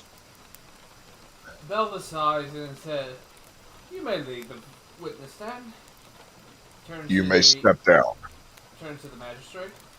Your Honor, I wish to call a witness. Sure. The defense call.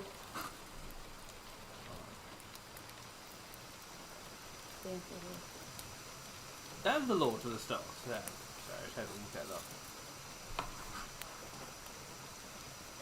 Alright, Van, you're able to make your way to the witness stand.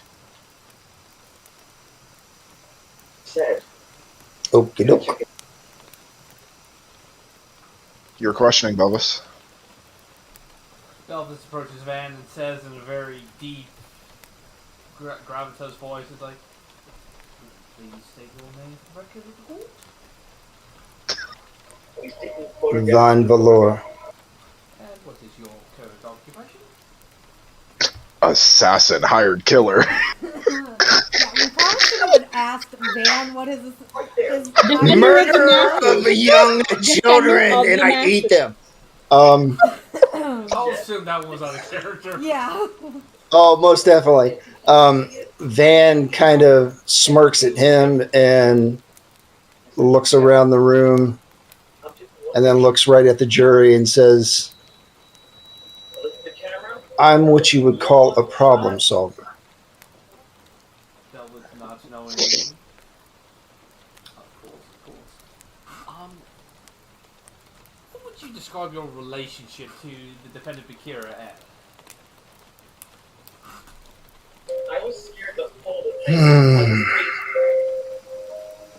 Currently, Of course.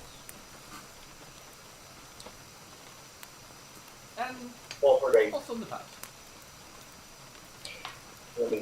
currently, her protector.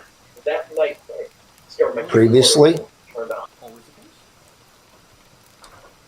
case. no.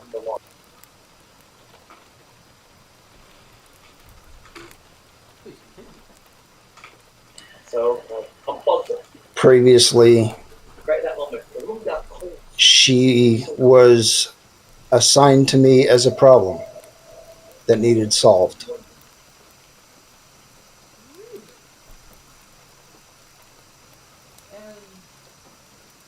And pray tell, how do you usually solve these problems?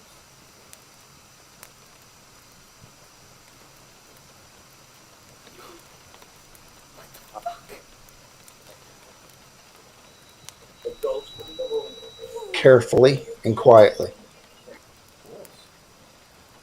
So, what is it that changed about the defendant that she is still here and that she was not taken care of?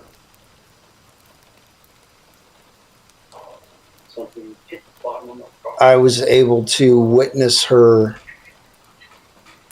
character firsthand over a period of time. And what would you describe this character as?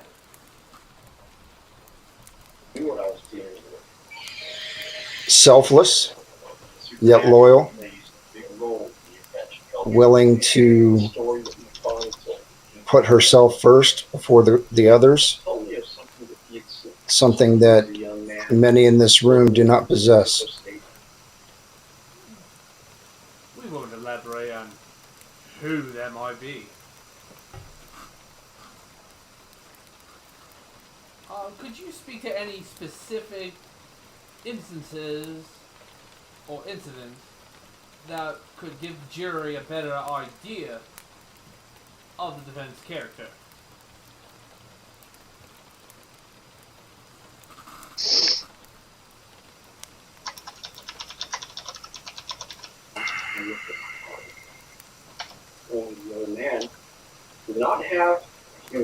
Which ones would you like to know? How she took the lead on pretty much every encounter that I was a part of.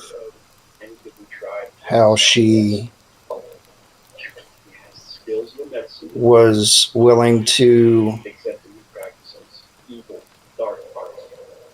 set aside her safety to rescue those that were in peril at the hand of Zophos. You mentioned the hand of Zophos. So I take it you were there the day that the city fell when the hand appeared. I was. Did you did you see the witness that was here at first who spoke of the incident? The one that was rescued? I did. The witness claimed that the defendant was scary and mean looking. In your words, describe the defendant's actions that day. Objection, Your Honor. Here we go talking about a previous witness who is no longer on the stand. Your Honor, I believe When we're it's supposed to be jury discussing Bikira. to hear the whole story about the incident that was brought up by the prosecution. This is no longer in play anymore as the witness has already been questioned by the defense, and I believe at this point it's just badgering a previous witness. Your Honor, there is no badgering. We simply seek to have a different perspective on the witness's testimony by another eyewitness. There were multiple that day. Make a persuasion check. Very well.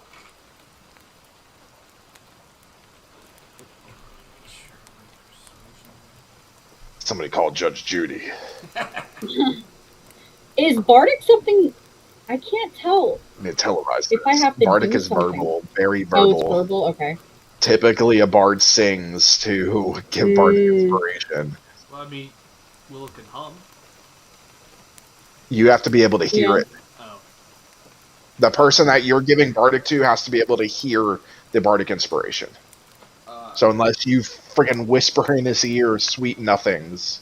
Yeah. I rolled a nat 20 plus 5. Okay, so 25. Yeah. Remember, everybody, nat 20s don't matter on skill checks. But 25's good. I'll allow it. Thank you, Your Honor. He turned, Belvis turns to Van, he's like, please continue.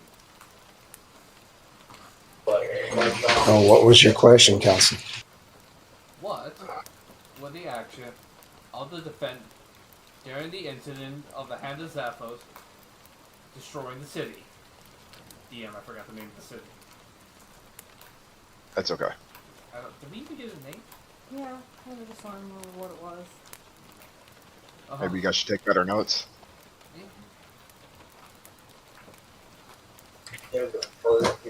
During that encounter, Bikira took control of the situation by directing several in the party to save as many lives as they could, despite the onslaught of demons that were coming out of the crack. And was there any time that Bakir's action threatened any innocent civilians in the area? No.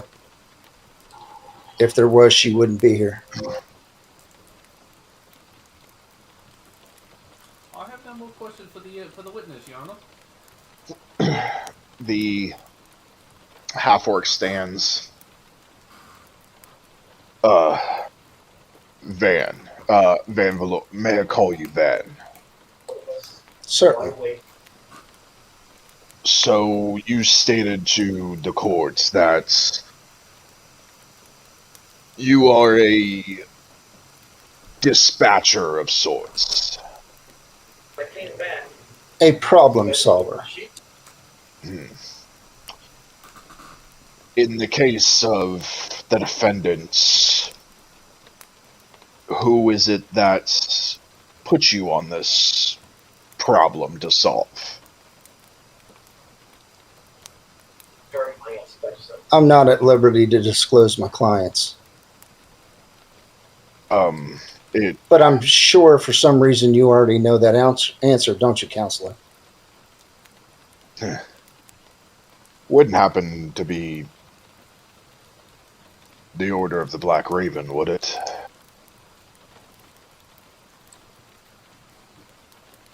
Van just shrugs his shoulders. You're under oath. I will neither confirm nor deny, Counselor. Well, unfortunately, this is a yes or no statement.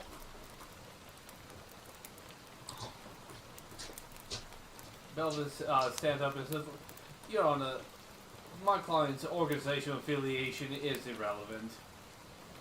Actually, it is not, as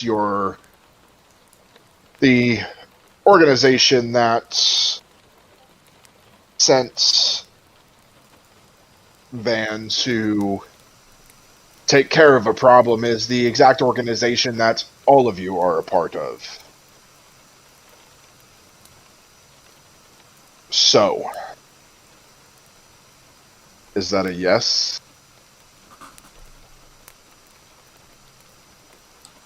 Van will just open his cloak lapel and show the raven. I would like everybody to note this mark on the lapel. It matches this one, and he holds up a raven. This one, given to us by somebody who was within that organization, if only for a brief time.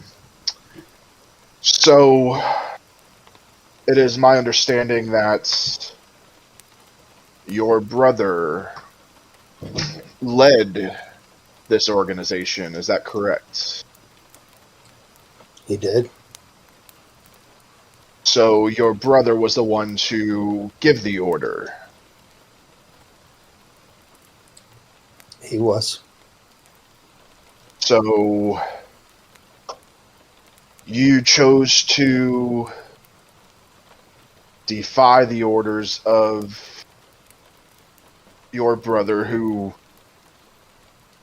from all accounts, is now dead. You chose to defy his orders, his last wish, you might say,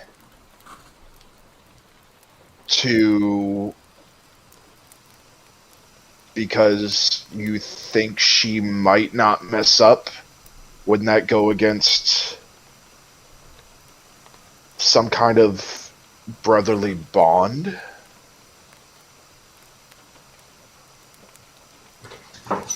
The act of my defiance? Is that what's in question? Not completing a task that your dead brother asked you to complete. Well, in that regard, when you're directed by someone above your brother, you adhere to that directive instead.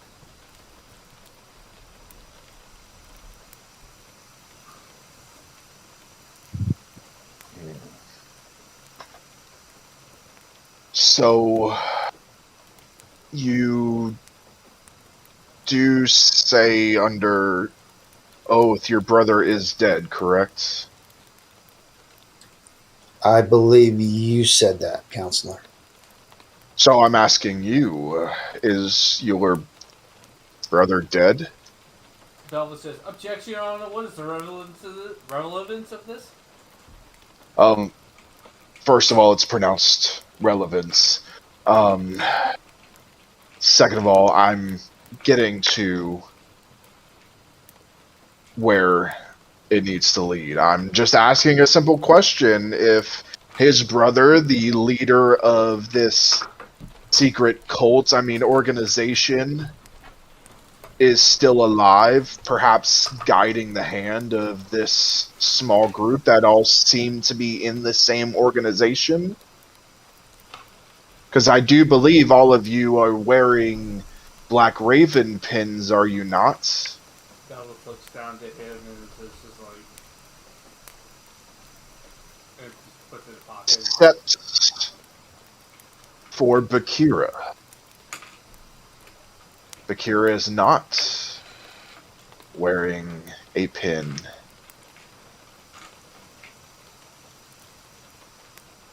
Again, I ask you, Van, is your brother dead?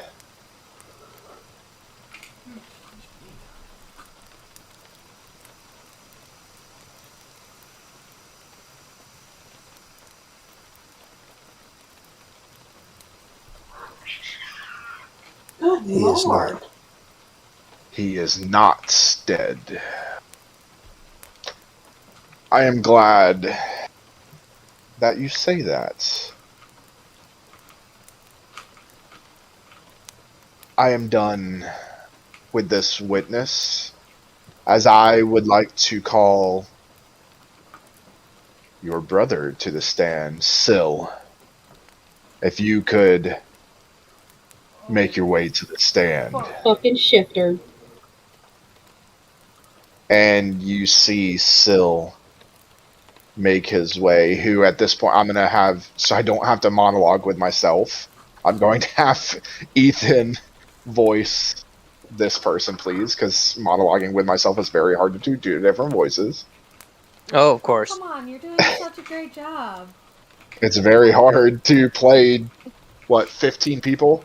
Why do you think I kept most of the races the same? We haven't even gotten to the jury yet. They each have their own voice. But they do. All 11 of them have their own voice. Oh, Jesus. So you see Syl take a seat. Can you state your name for your name and occupation for the court? I'm gonna try to sneak another zone of truth on him. Okay, make a sleight of hand check. 4 plus 16, so 20. Okay. All right. Go ahead. Hold on. Let me. Hold on. I'll get you his stuff, and it is a charisma, right? Yeah.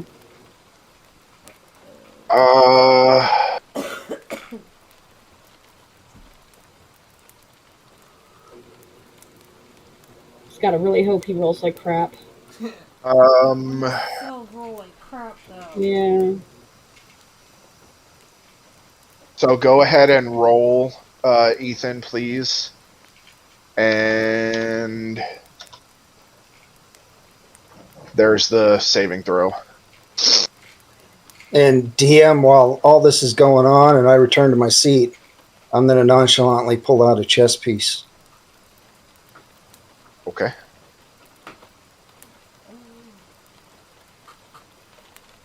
I rolled a 21. You passed. Damn it. Well, I guess they're going to listen to him since they didn't listen to Willow. Still has a plus.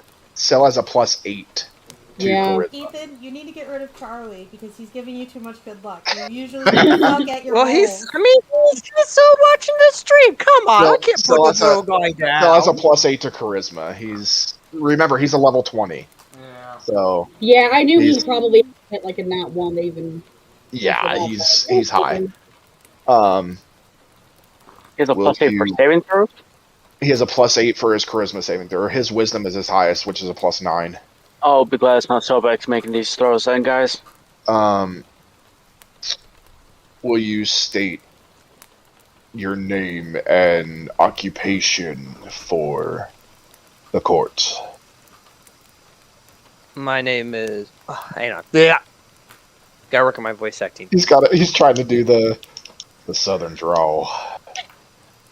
The southern drawl accent. My name is Sylvanus, leader of the Ravens.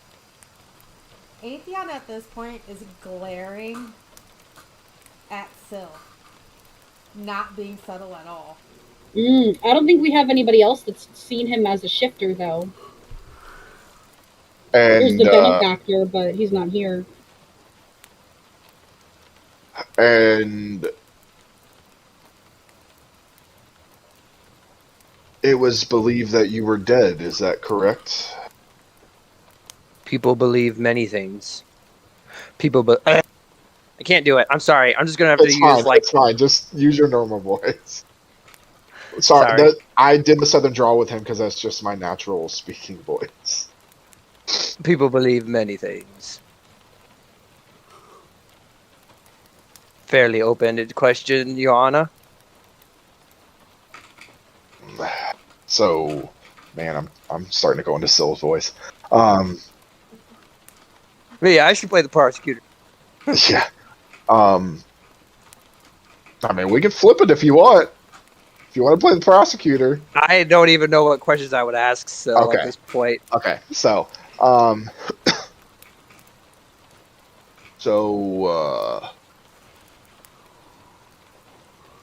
you ordered Van to your brother, Van, your only brother, Van, to watch for Bikira and kill her. Is that correct? Only if she was Like deemed. Only if she was being dangerous to the rest of the group. In your views, has Bikira ever been dangerous to the group? Not to the group, no. Not to the group. So they've been dangerous to others. You asked specifically for the group. Allow me to rephrase. Has, Please. in your views, in your highly esteemed opinion as the leader of a large cult, group,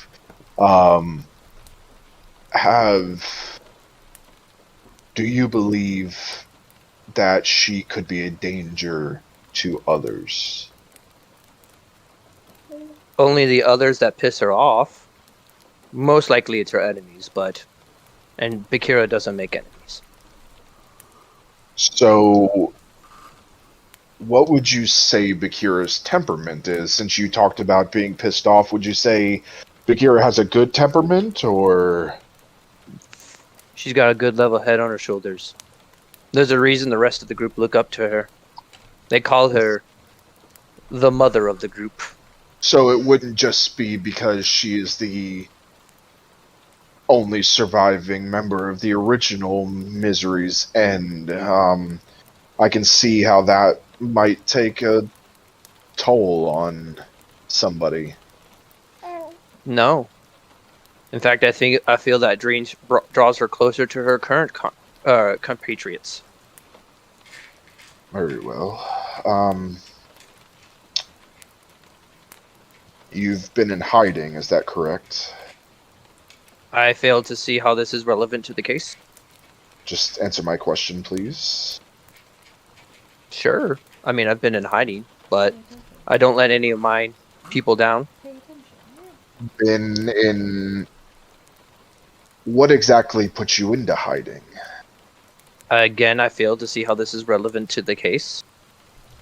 It is relevant. I wish to see what made you go into hiding. Perhaps it was a threat within the party, within the group. Oh, not at all. An infiltrator, posing as myself, wanted my head. So, naturally, I went into hiding to hide from him. Posing as yourself, does that mean... How could he pose as yourself? Counselor, if I may be so bold, you seem to have quite a wealth of knowledge, yes? I have enough. You have heard of shapeshifters, changelings, or are you familiar with, or you're more the spell type? I have heard of such things, yes. Objection, Well then. Your Honor. The prosecution is Well leading then. the witness.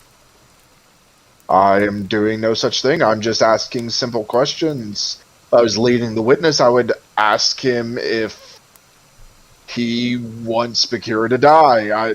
I don't see how I'm leading the witness. If you would please answer my question. So I answered your question with my question. A shifter managed to break our ranks and posed himself as me. Now it's up to you whether or not you believe that or not. So...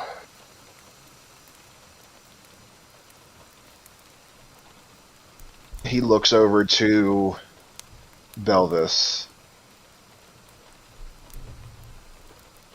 I know you're not on the witness stand, but... Your Honor, this is Is this- highly irregular. listen, everything you've been doing as a defense attorney has been highly irregular. I could say the same to you, Counselor. I'm not a defense attorney, so... Clearly, you're barely a lawyer. Listen.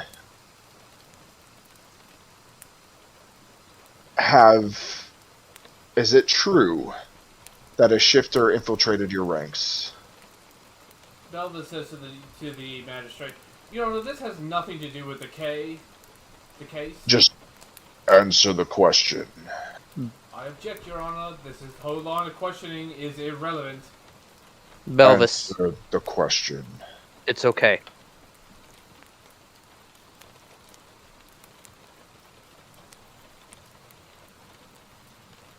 Did a shifter enter your ranks?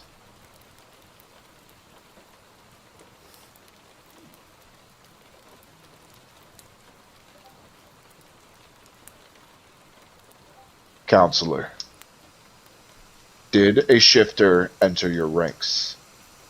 Belvis rolls his eyes like, Your Honor, I am not on the witness stand, therefore I cannot answer any questions.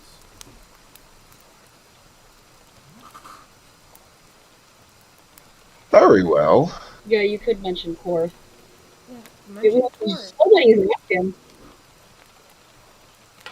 Very well. Since the use Korth. You have a defense doesn't want to... use Korth.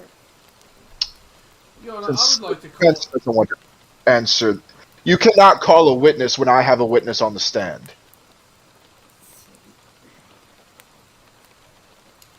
Somebody has not practiced as a lawyer.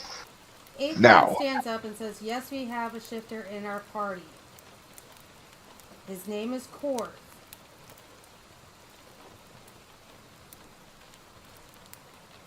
but this man here stated that a shifter took his place. Is this not true? We don't know the exact answer to that question. But your leader said that is what happened. Your Honor, Unless you're not entirely sure that this is your leader. That is, we contend, Your Honor. So, Is this really Syl? you're telling me that you don't believe if this is Syl or not? We would need to verify the witness's identity. So, everything that this person stated as a character witness for Bikira, saying that they are of sound mind, is null and void because you're not sure if this is even your leader. So, that ends my questions. Your witness defense. And he just kind of chuckles to himself and sits down.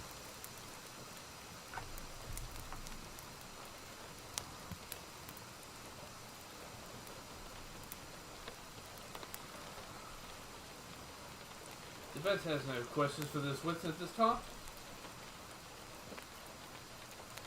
Very well. You may sit. Defense, do you have any other witnesses? Yes, we would like to call a individual named Charlie to the stand. I'm presuming that Van went and got him. I don't know. Did Van go and get Charlie?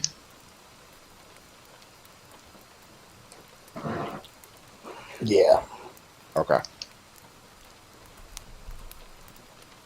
Charlie comes up. The prosecution. A child. You're calling a child to the stand. They're not even old enough to know what's going on. Your Honor, Oh, I believe you will find that this witness is far mature their age.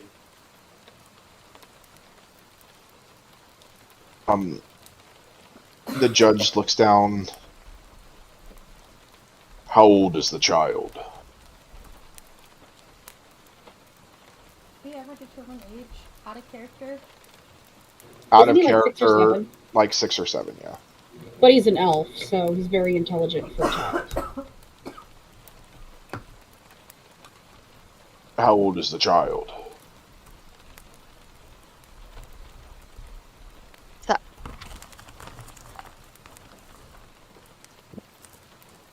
Bikira just kind of looks to Charlie and is like, I am so sorry, little one. The child does not appear old enough to take a witness stand. Your Honor, maybe we should ask the witness some preliminary questions.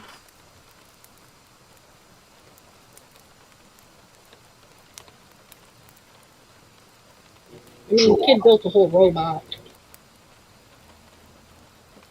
Fine, you know what?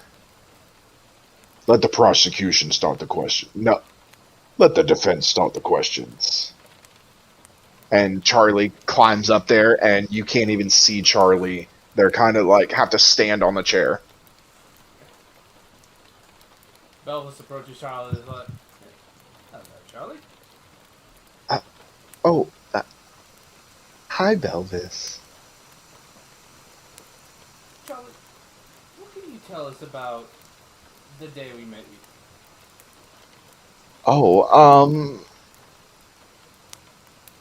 well, it was really scary, and a big hand came through the ground and exploded my house. Um, it impaled my dad through his chest.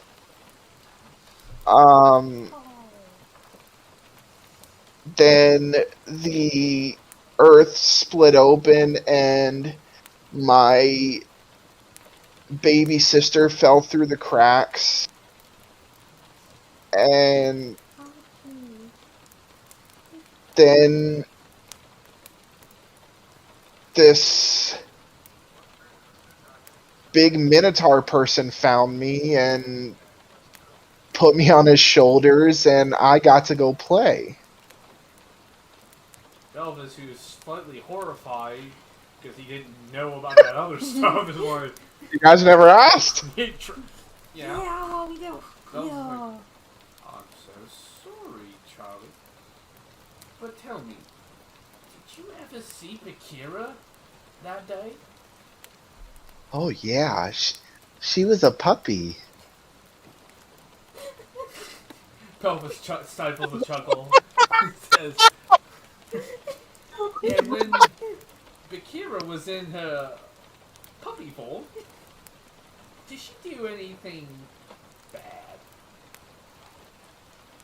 Well, she didn't like have an accident or something like that, if that's what you mean. Like my puppy at home, when my puppy did something bad and got yelled at, it's usually because they went pee pee on the floor. Of course, Charlie. Let me ask again. Did Bikira do anything bad to anybody else? Oh, well, I mean, I was kind of hiding in some bushes, so I really only saw the puppy when we were getting ready to jump through that big black hole that you guys threw me into. You held on to August? Oh yeah, I was holding on to the giant bull man thing, but yeah, we jumped through this big black hole and we kept falling for what felt like forever, and it was so much fun but kind of scary at the same time. So, I mean, if you count that, that was something scary that she made me do, but it was kind of fun too. When you were staying with us after you lost your home, did Bikira do anything bad to you or anyone else? Did she hurt anybody who wasn't trying to hurt anybody else that you saw? No, the only really thing that the only thing that really bad happened Cool, was object, cool, object, cool, was object. when Bikira No. he can't object his own question. Actually, he can, but He that's can. okay. But so the only really bad thing that happened was when Bikira and Willow came and told me that But you didn't Dad see this bad died. thing. You didn't see it, did you? I asked Oh if you no, saw but it. they no. You asked if anything bad happened. I asked Uh, if you saw no, it. you asked if I have a better memory than you. You asked if anything bad happened. I'm smarter than you. Can you build a robot in your bare hands at 7 years old? I don't think so. Touche. Charlie's got some sass. So I love Charlie. Bikira, Charlie's my new favorite NPC. Bikira, you're I better love off Charlie. hiring him as your defense and firing Belvis. So Right? well, I'm literally like getting the essence of my daughter. This is how I'm creating this NPC. This is my daughter to a T. 100%. So, but yeah, they told me that Daff was killed, but it's okay because I told them that she was going to be okay and she was going to come back, and I could feel her right here. But did you So it's see okay. Bikira's do anything? Of course I didn't, but that's not what you asked originally. Maybe you should rephrase your question if that's what you want me to answer. Bell was just like, I'm done. No more questions. You're supposed to say that the defense rests. You're Hey, getting DM, I spoiled love by I a think I will love kid. me and your daughter. This is my new favorite NPC. I love Charlie. There's a reason why I gave her the pen. And she sits there and is like playing with it.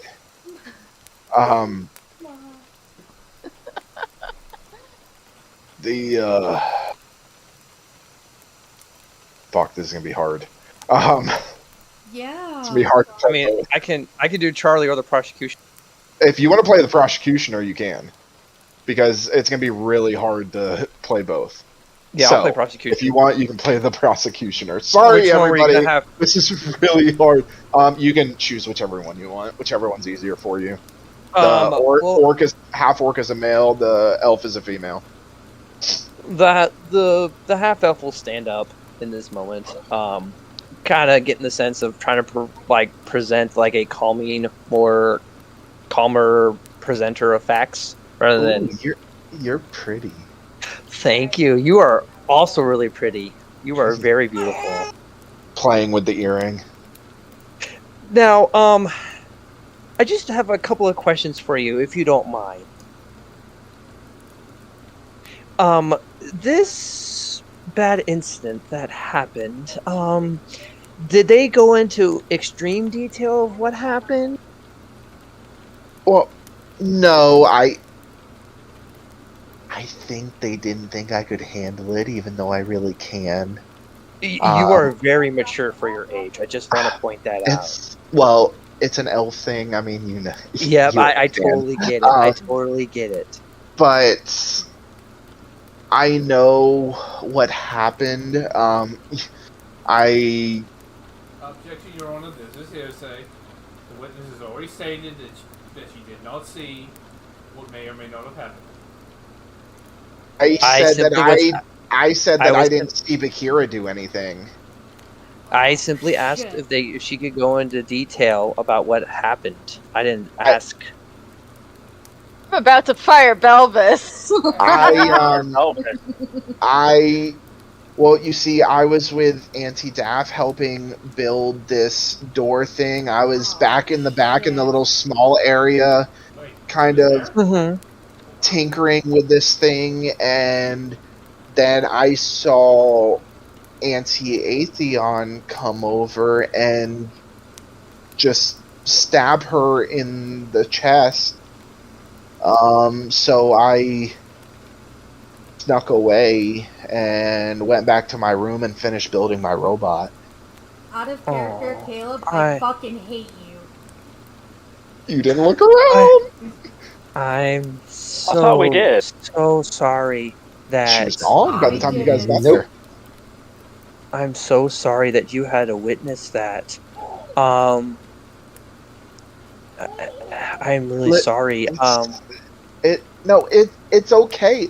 Like I said, she's not really dead. She is now the spirit and the god of the Feywilds, so it's okay. Just one last question though. The defendant, Miss Bikira, in her wolf form, did she in fact scare you? I mean, when she first changes, and I've seen it once, she first changes, the bones kind of break. It's a little gross, but I wouldn't say she's scary. She's like a cuddly puppy, and I just want to scratch her behind the ears and see if See if I scratch her tummy, if her legs will kick like my puppy did. Kara at just the- kind of looks at Charlie and she's like, I'll let you scratch me behind the ears sometime, okay? Okay. You heard it? You heard the defendant speak clearly about scratching behind the ears. Just want to point that out. The prosecution rests. No more questions. Am I done? You are dismissed. You are dismissed. And Charlie Charlie, kind of thank you. hops down and walks Bye, back sweetheart. and sits next to Atheon Belvus is kind of Atheon and like looks down. grabs Atheon's hand. Atheon looks down and says Charlie and whispers in Charlie's ear so nobody hears what they're saying and says, I am so sorry. It's okay. I know you had to do it to send her where she was supposed to go. It's okay. Atheon, She's in the Fey Wilds where she's supposed to be. Atheon just kind of takes her arm and drapes it around Charlie and brings them close to them and is like, Am I sitting on Willow's? glaring around the court, like making sure that Like- there's no danger. Yeah, am I sitting on Atheon's shoulder at the moment? If Like, you would they wish. allow that? Yeah. They'd allow that? Okay, I'm gonna cuddle in there with them. Okay. Does the defense have any other witnesses? Yes, Your Honor. And he kind of looks over at Bikira and gives her a knowing, like, Kara's just like, better just say my name and say it. the defense calls Bikira to the stand. All right. Bikira comes up. It's your witness defense. Belvus walks up to Bikira and said, "You are in fact the leader of Misery's End, correct?" I am.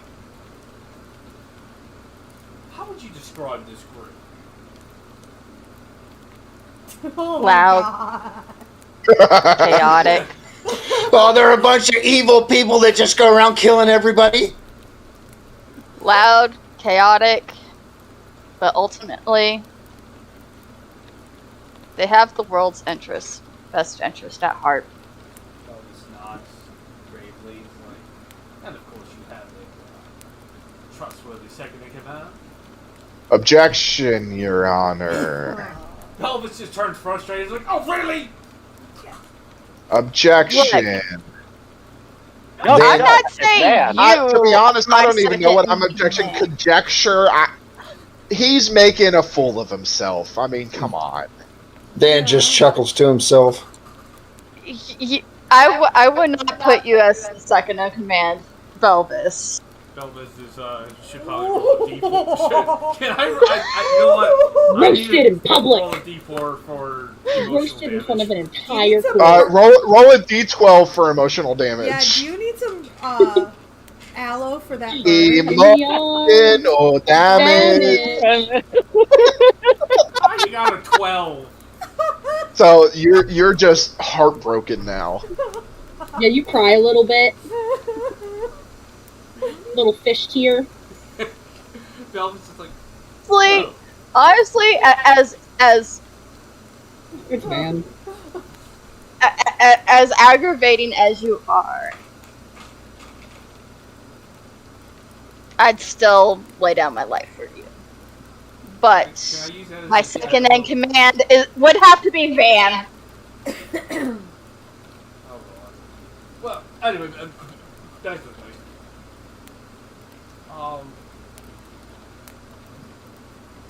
What actions has your group, as our group taken that you would say has done to help save the world?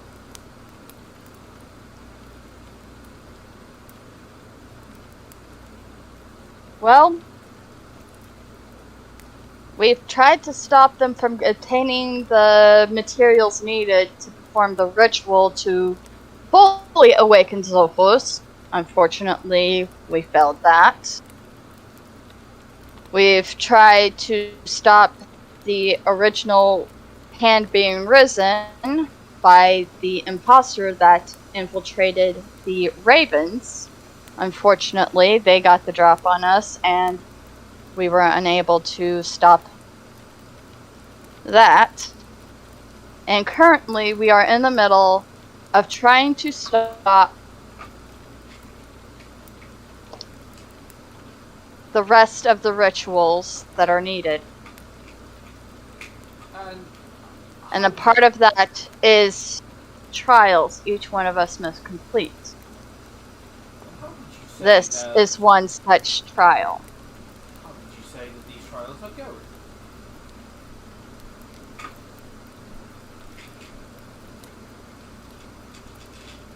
Honestly, do I see any of us surviving? No.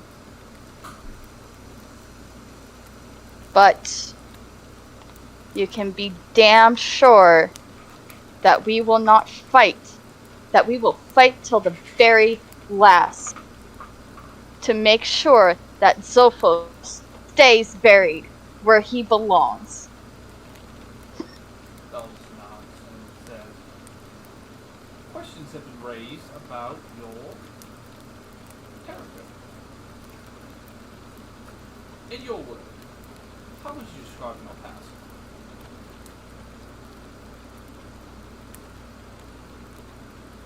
My past. That's something I try to forget. It wasn't fun. Well, I come from a small dragonborn village. That's where I was born. We were raided. Often. In one of those raids, me and my siblings were taken from our families. Me and my brother escaped our captors. And I got separated from my brother in the escape. My sisters did not escape. I found my way to a mercenary camp. As a child, I did not know that they were Lycans at the time of me going to their camp. I was hungry, looking for food. The leader, the original leader, not Dorian, found me. He took me in.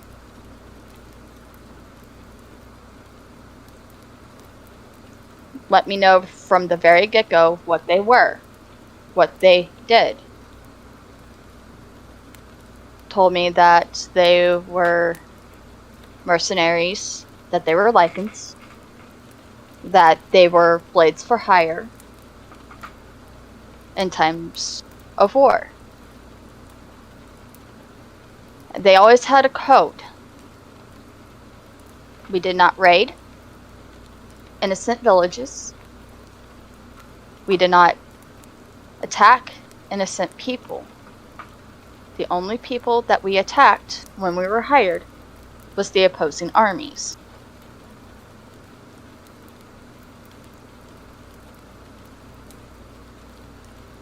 Growing up, seeing that, seeing the honorable, noble heart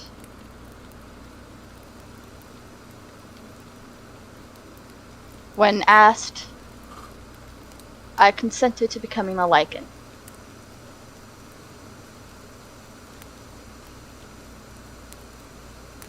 I was being trained to eventually take his place. Dorian saw that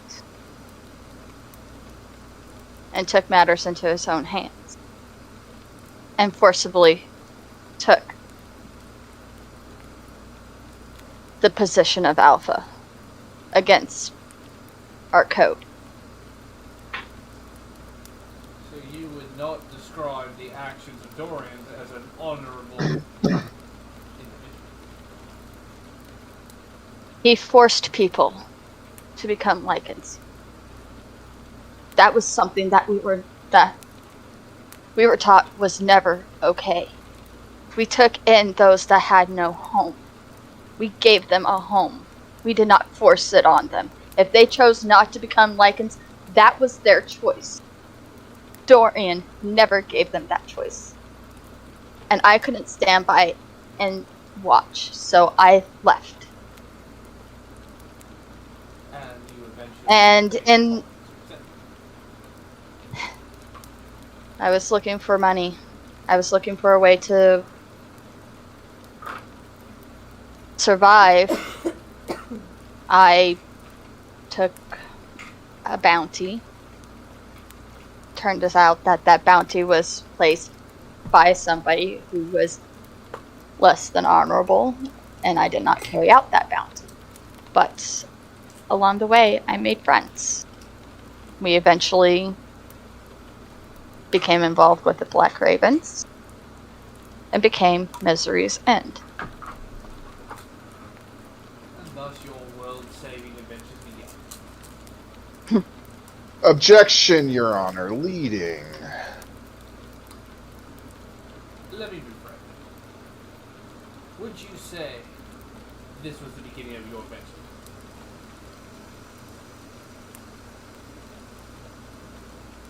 Becoming part of Misery's End? Becoming part of the Black Ravens? Yes. It was a new purpose for me.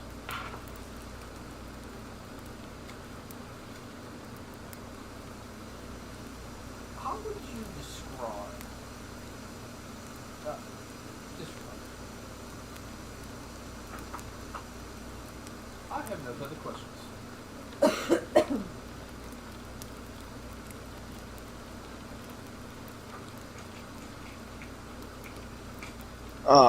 So the prosecution stands. Sorry for this, Bikira. IRL, I'm sorry God. for this. Oh god.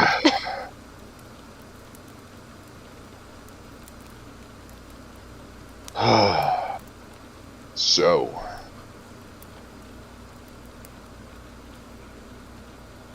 you do not deny you're a shifter, of course. That you're a werewolf, of course. That's something I've never done. That's something that I had never denied. Now, going along with the questioning and the backstory that the defense has begun to delve into, was it not yourself and Misery's End who made it possible for Zophos to come out to begin with? Had you not grabbed specific items and made sure that they weren't secure, Zophos would never have come to be?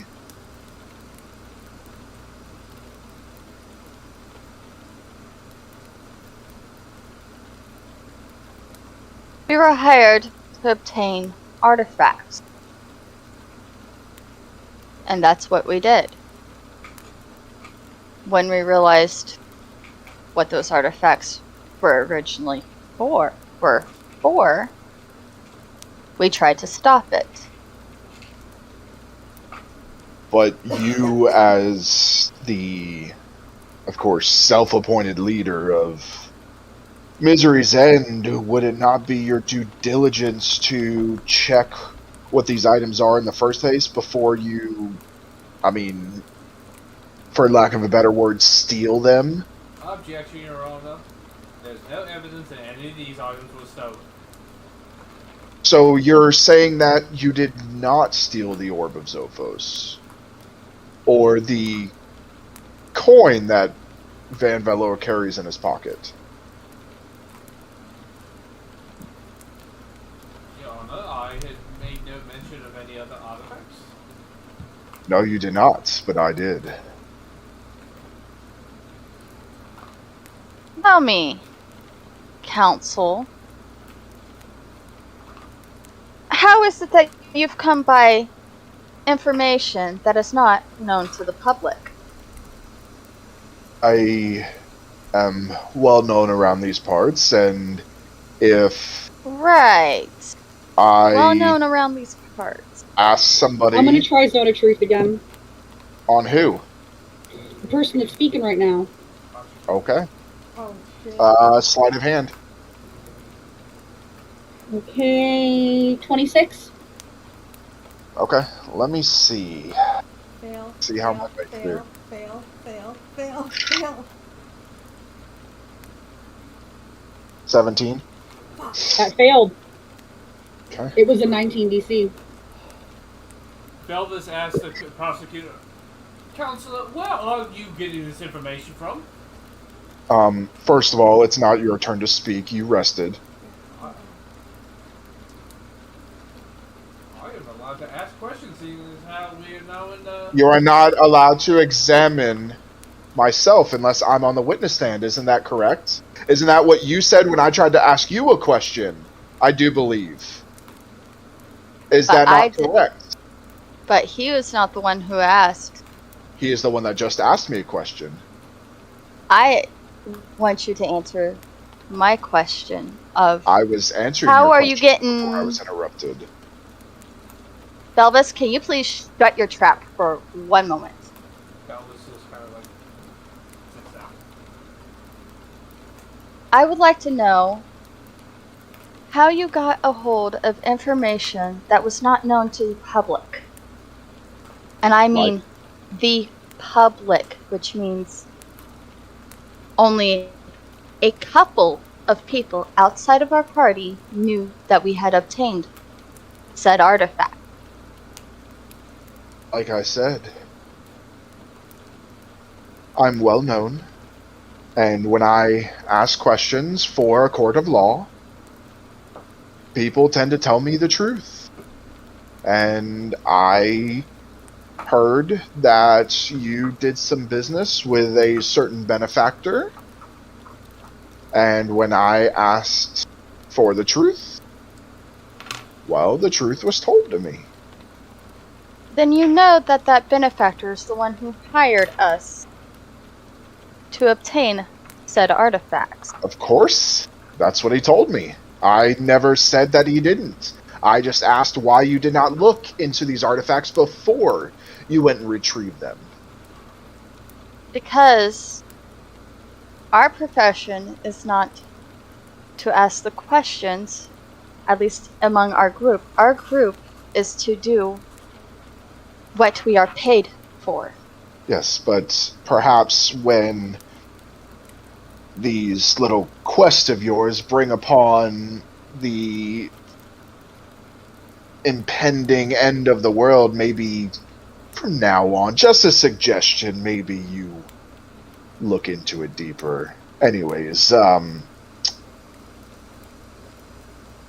so it was mentioned that you are the original only remaining member of Misery's End. Is that correct? It is.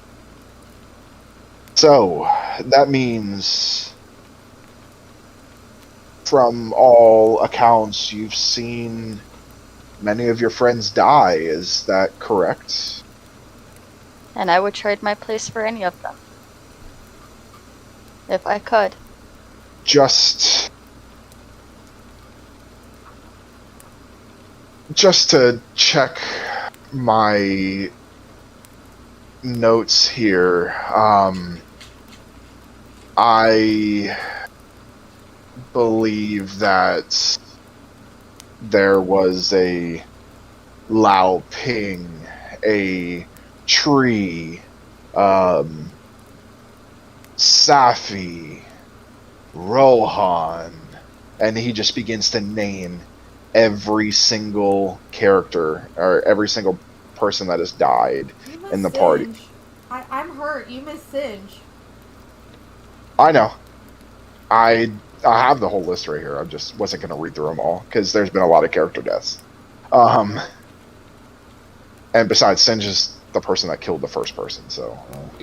What is say the chair arms have cracked underneath so back by now of him trying to hold himself back. So, would you say with all of those people dying, be it in front of your eyes, there's not just a slight bit of anger and resentment in the back of your head? Allow me to finish my statement, as I only objected when you began talking about yourself during your statements. Little ego trip there, but nonetheless. Would you not say that there's a little bit of anger and resentment in the back of your head to the universe, to whatever gods are supposed to be watching over those people?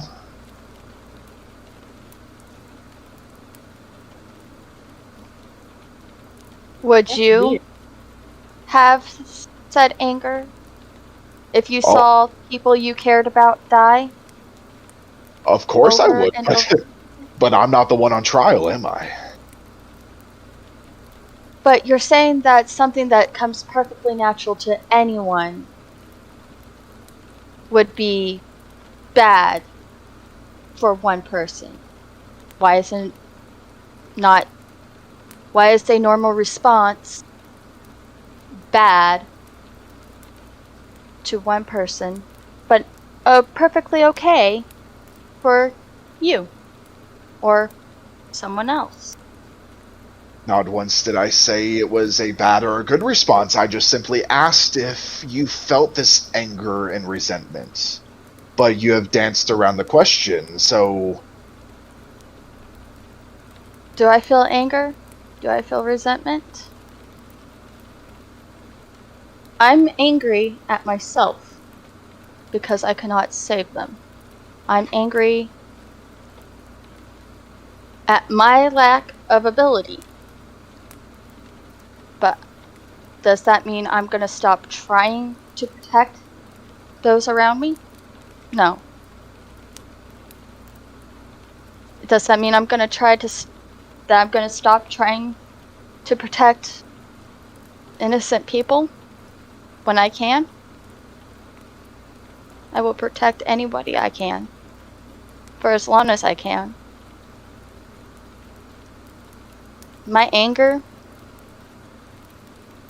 it's normal. My resentment, it's towards myself for not being strong enough. So this is... But I keep going. But I keep trying. Because I know how hurtful it is to lose those you care about. I know why I fight. Because to not fight, to try and protect those who can't protect themselves, is a sting to the memory of those who have died.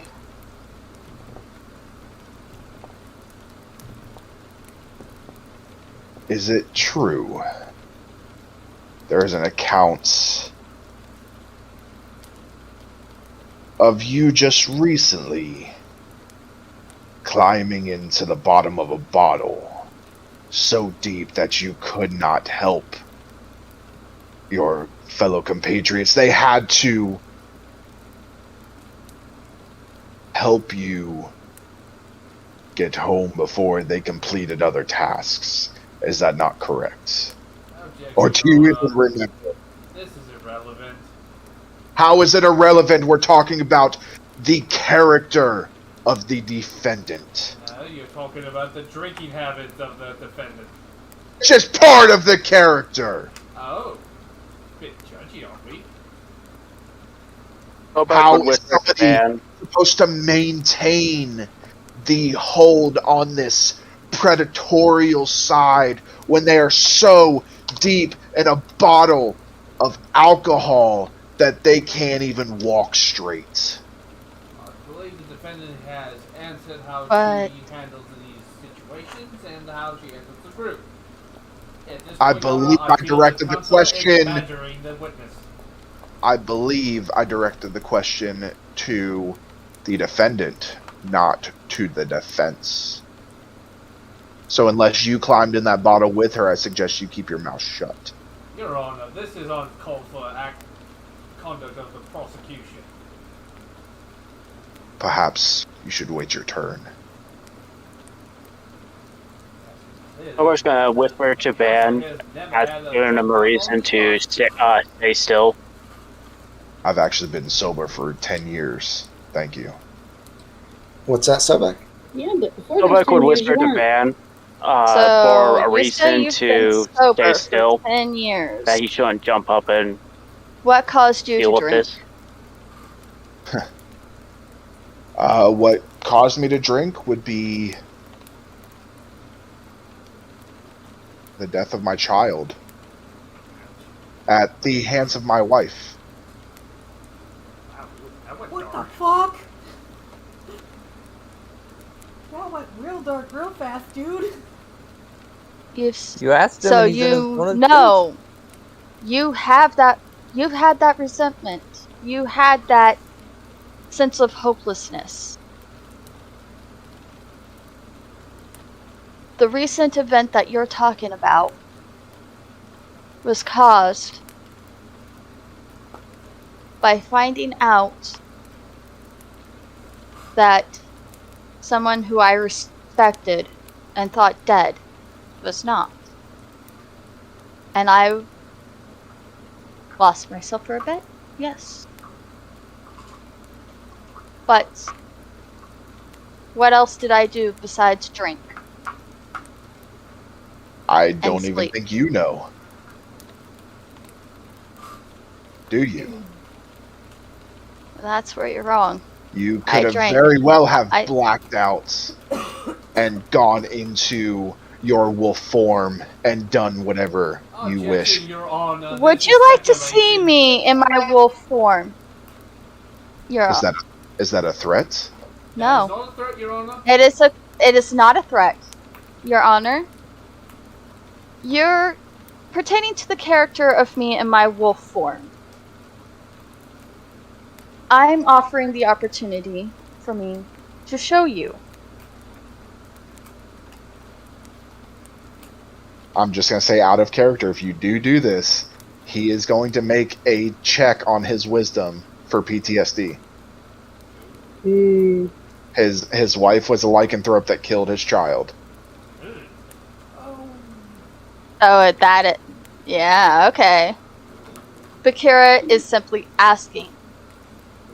Bikira is not threatening. Bikira is simply asking if you're so concerned about my lycanthrope form and how I am in it. Do you want me to transform and prove to you how I am? A fan, but you don't know that in character. Let's let the dice decide.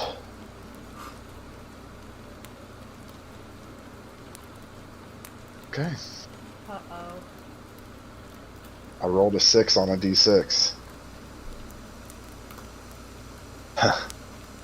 Well,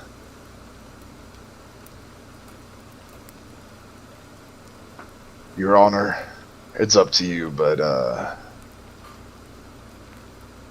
I'll allow it. But guards, be ready. And he takes a step back, and the judge looks around, and Is going to Sobek bend down would and raise his hand real whisper to quickly. Charlie, and tells Charlie as soon as Bikira is done shifting to go up and hug her. okay. And Sobek raises his hand Van to is the going judge. to Van is going to ready the chess piece. He's palming it in his hand. And he has also nonchalantly drawn one of his blades. So, like, you're doing what? He would raise his hands to his judge wanting to speak. What is it? If guards are necessary, why not one of her own in front of her? something up here. Like I said, What does one of her own with her do anything? You're not going to kill her. no, I'm not. But who says your guards won't? I will. My guards will only attack if she does. Your Honor, may I speak? What is it? My original task was to kill her if she was a detriment to those around. Since that time, I found her to be of good nature. If indeed she turns, willingly or not, and poses a risk to anyone in this courtroom, whether it be the party, you, the prosecution, jury, witnesses, I will fulfill my duty, and I will dispatch her right here. You will. And Van will stand up, put the chest piece in his vest pocket, pull the other dagger out, maintain eye contact with Bikira, and walk up next to her. Just to point out, I'm going to say that somebody did this, but we forgot that both of you two are idiots right now. Oh, yeah. No, we were No, somebody cured. just called that, remember? No, The hag- episode, the hag they fixed restored the us. memory. Oh, that's right. That's right. We because Bikira and Belvis owe Yeah. a favor now. Yeah. Correct. That's why I'm doing this. Okay, that's right. All right. Okay. So Van is approaching Bikira. He has the curse dagger, the venom dagger, and he has the keen dagger, both of them out visible Okay. for her to see as he approaches her. So, just as the judge is about to say something, you hear, Oh dear. the room fills with black smoke. Athea grabs Charlie and puts Charlie in their lap and just holds on. You hear the Grabs Fifth Willow level and dispel puts- magic. And puts Willow. 5th level. Fifth level. Roll for it. No. You hear the clattering. 16. I don't know Fail. what I add to that or if it's just straight. It's straight. Fail. Okay, 16. This is, you know what this is. I'm gonna pump another one in. Oh, why I'll are use you? as many as I have to, and I'll go higher and higher. I mean, or you could just let whatever's about to 20. happen. That's just what What happened. happened? Let's Yeah, just let Okay. it happen, Willow. Save your Alright. spells, Yeah. just in case you gotta shit I us mean, out. if you wanna pump these spells, and in case you get into a fight, you have no spell No, slots. that's no, okay. save. I mean, I save. was just worried that that guy was gonna shift and fucking attack. We'll deal with it. Just Okay. save what you have Charlie in their Alright. in lap case we have to bail. Protect it. Okay. You hear the, and you hear skittering as the ground shakes as the smoke dissipates, and behind Bikira, a head snakes out. Fellas, I didn't call you. Hello, Athea kind hag. of raises the hand and go like, I may or may not have accidentally. And you see everybody else is like, shit. Everybody No, kind of it's backs okay. up. It's okay. It's okay. I And promise. it like, you guys, for those of you that haven't seen it, you guys see it, the hag in its full form, all 13 feet of it. Hey, that'd be so bad. 4 arms, 4 legs, long snake-like neck, the Cheshire cat-like grin, the yellow hollow eyes, and it actually reaches up and removes its hood for the first time. And you see this, like, long gray, like, blotches of hair that hang down its back.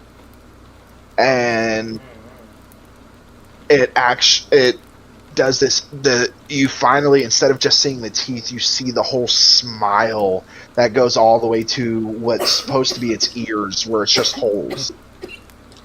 And Van is still looking at Bikira, but I take the one of the daggers and point backwards at Sobek and just say hold. And I'm looking at Bikira and the hag. I call myself as a witness. They're all like, yeah, you can do that. Yeah. And So they it's really take this one of case their right hands now. and they push you off the stand. Yep, okay. Bikira just is like, yep, I'm just, yep, okay. And they actually, Van grabs her and puts her behind him. They go to the chair, and you see bones break as they come down to 2 arms, 2 legs. They have a normal mouth, normal-ish eyes. They're still yellow. They have silver teeth and long gray hair. Avion's just looking at her patron, like, dumbfounded. Like, what the fuck? But still doesn't like the hag. Defense. Would you like to ask me some question?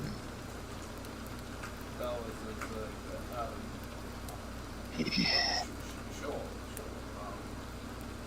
How would you describe your relationship with the defendant? Well, I'd say we have a working relationship, although they do owe me a favor. I'm well aware of that. As do you.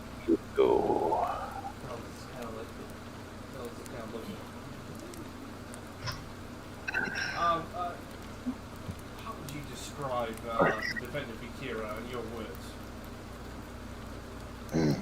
The defendants passed one of their trials with flying colors. The other, and that single arm stretches out to the original form and grabs that locket around that heart around your neck and looks at it. There seem to be no cracks, so they seem to be selfless for the moment. Of course. This last trial, you are aware of the details of it, are you not? The trial that way, and of course, I'm the one that told them to come get you. Atheon levels the hag with a glare. In your head, you feel a push from the hag. Do not question me.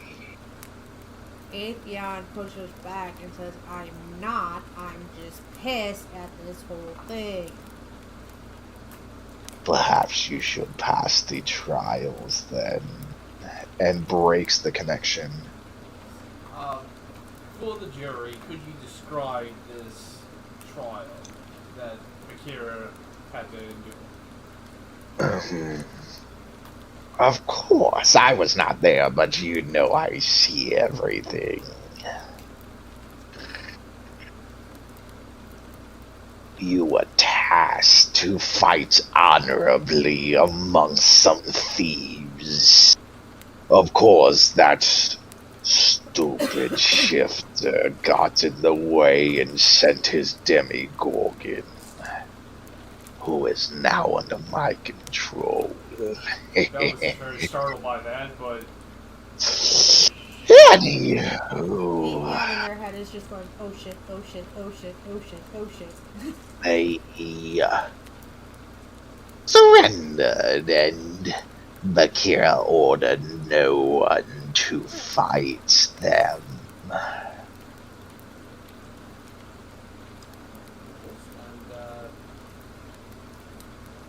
this, of course, is an honorable act. How would you describe any of Bikira's previous actions? They are honorable, I would assume, since you have clearly stated that you are all seeing and know.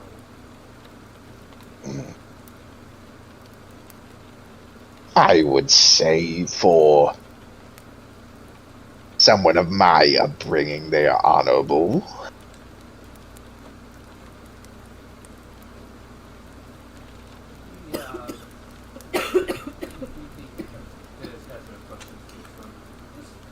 Of course. It's kind of intimidated, just kind of rushes over and get out of their way. Ethan, you want to play prosecution?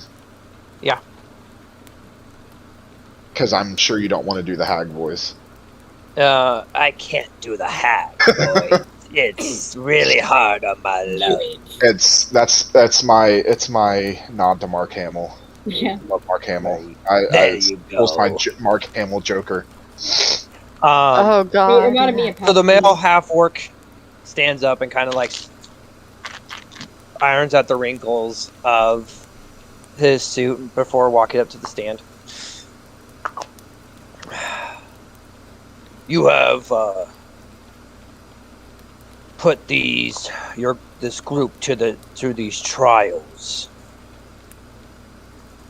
What does this trial have to do with Bikira's character in this case?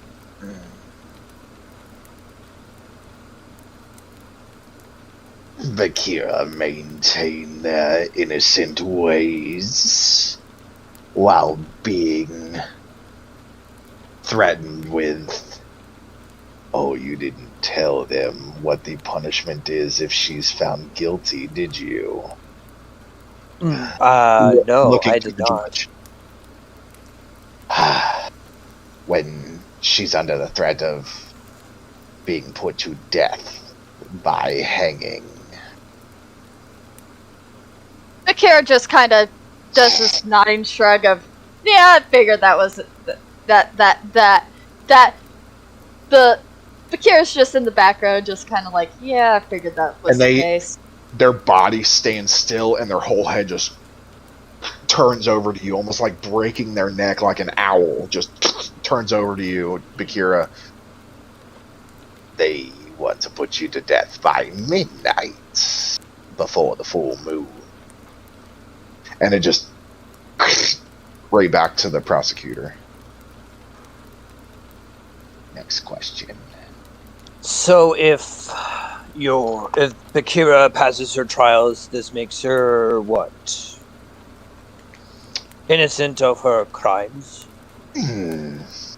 Not necessarily. I mean, you want to put her to death for being what she is.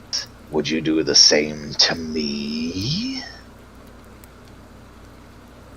That is another question. Put me on the defensive stand.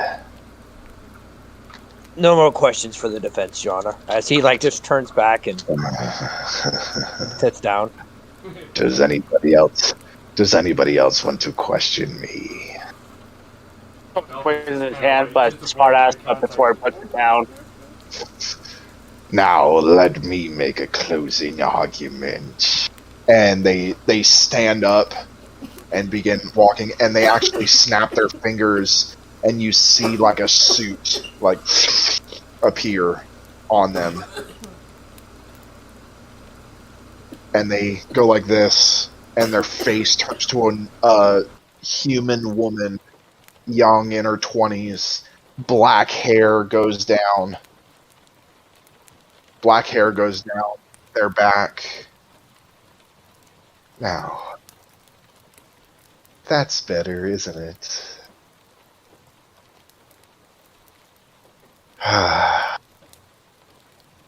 For my closing arguments, because let's face it, I'm a better defense than the defense. They look at you. They look at you, and you see in those horror movies where this, like, the face, like, flashes, like, so you see the hag's face, like, scream out at you, and it goes back in to normal. Anyways, I may be a hag, but I know the worst of the worst. Sometimes I am the worst of the worst. But is Bikira a lycanthrope? I think there's no question about that. They do not deny it. But are they inherently evil just because they're a lycanthrope? Am I inherently evil just because I'm a hag? Probably the wrong statement. Probably the wrong statements, but listen. Just because we have an axe to grind with a certain person that did us wrong, looking at the prosecutor, does not mean we need to attack everyone of that kind just because, and this is the first time you guys are going to hear this, just because your wife was a lycanthrope that killed your child does not mean Bikira will do the same. But I will say, Bikira, I'm in the minds of all the jury in here, and I think they've made up their mind. And you hear reach into your mind, you feel that, like, sharp pain as the hag speaks to you in your mind. Don't worry, I won't let them hang you, even if they do find you guilty. You're too valuable. And it breaks the connection. As you feel this sense of just, you know, this is probably not going to go your way, but you feel this sense of relief. That... Yeah, but she's just like, okay, that was uncomfortable. But you feel this, like, maybe the hag's on my side, but I'm not quite sure I want them on my side kind of thing. Never get out of Sobek, please. Here, DM, hearing that statement, Van kind of half pulls out the coin while looking at Bikira, like, you have an out if you want an out. What do you want to do? But doesn't say anything. Bikira just kind of subtly shakes her head at Van, like, part of her proving her innocence in her mind is facing the death with her head held high. And I'll look at her and give a nod of understanding and slowly slide the coin back in while I still maintain both daggers. Now, and you start to hear the bones break again as the black smoke fills the room again, and then it dissipates and you see again the full 13-foot figure of the hag. Now, Judge Jury, I know you're going to find her guilty. My request, my demand is that you let Doran be there when she's hung.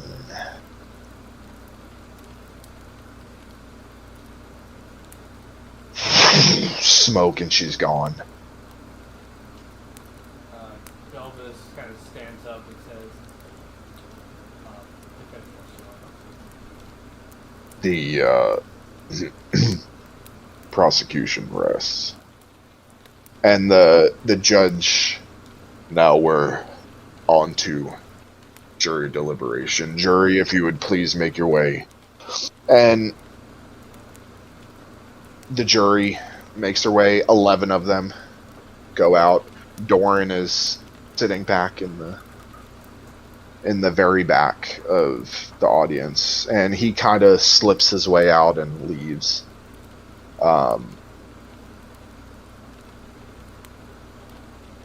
While the jury's deliberating, if you guys would like to speak with each other, you are free to do so. Elvis turns to Bikira and said, Captain Sorry didn't do a good job. But to be honest, I think the officials in the moment we came into the room. Van's gonna look at Belvis and go, first of all, you suck. Belvis is like... Second of all, don't beat yourself up. This was a lose-lose. Yeah. They set us up. I mean, don't get me wrong. I think even I could have done better, but there was no winning that. As Atheon is still holding Charlie. You tried your best, and that's what matters. Glaring where the judges left, just waiting for them to come out. Bikira kind of waves to Charlie to come up to her. Atheon lets Charlie down. Hi, Auntie Bikira. Hey, sweet. So, they're probably gonna find me guilty. It is what it is. Don't know how it's gonna turn out when it does, but just so you know, I have every confidence you're gonna grow up to be someone great. Oh, maybe you can take this for good luck. And they hand you this.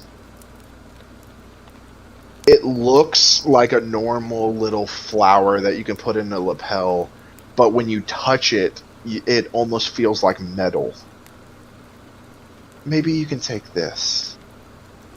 When you're feeling scared, just pluck a petal. It'll be okay. It'll take your mind off of it. Thank you. And she pats Charlie on the head. I mean, I may not be in my wolf form, but do you want to scratch behind my ears?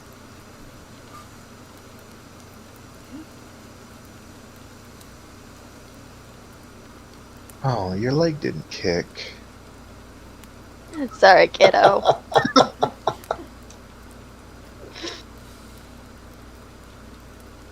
Belvis is like, turns to the others and said like, we have to break their act. You also just said building our fire on the way out. There's people in here that are actually innocent, though. Some of these people suck, but... It's gonna happen at midnight. It's not like the place is gonna be open at midnight. Atheon calls Charlie back and picks Charlie up and kind of settles them on their hip. And Belvis also turns to Willow. It's like, since when have you objected to burning anything down? I remember you always screaming anarchy that one time we got arrested. Yeah, but I don't want to kill innocent people. The only people who be in here at midnight are the people trying to kill Bikira. Yeah, but that's just because they're stupid. And we need to rid the world of stupid people. No, we don't. Otherwise, we'd rid the world of you. Belvis. I would take up the getting rid of the stupid people. See, even Atheon agrees with me. You would be the first one I take out. Hey. Stupid. And at this time, the doors open, and the jury comes out. I'd like to point out, Sobek is watching the jury with great intensity as he is still very annoyed. Willow kind of leans over and whispers it so back. She's not freaking out anywhere near enough for there to not be a way out for her. Just try not to throw it off until we know it's the only choice, okay? As the jury I'll follow you, comes out, but just... as before the jury gets out, Van's gonna turn to Bikira. Captain, you know I have respect for you, and I have the utmost respect for you, but you know that I would have done what I had to do.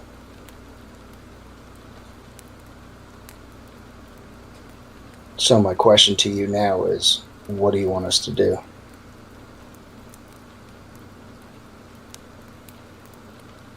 I want you to not attack these people. I understand why they're prejudiced. There's always going to be prejudice.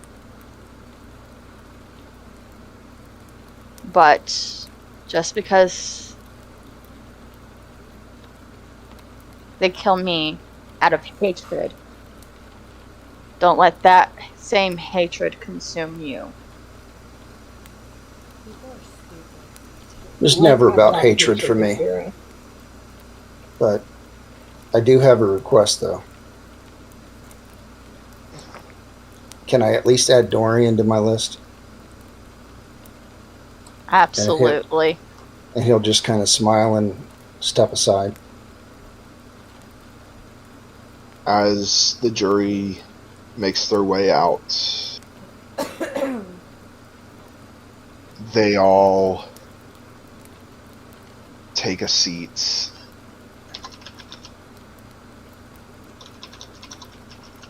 And one stands with parchment.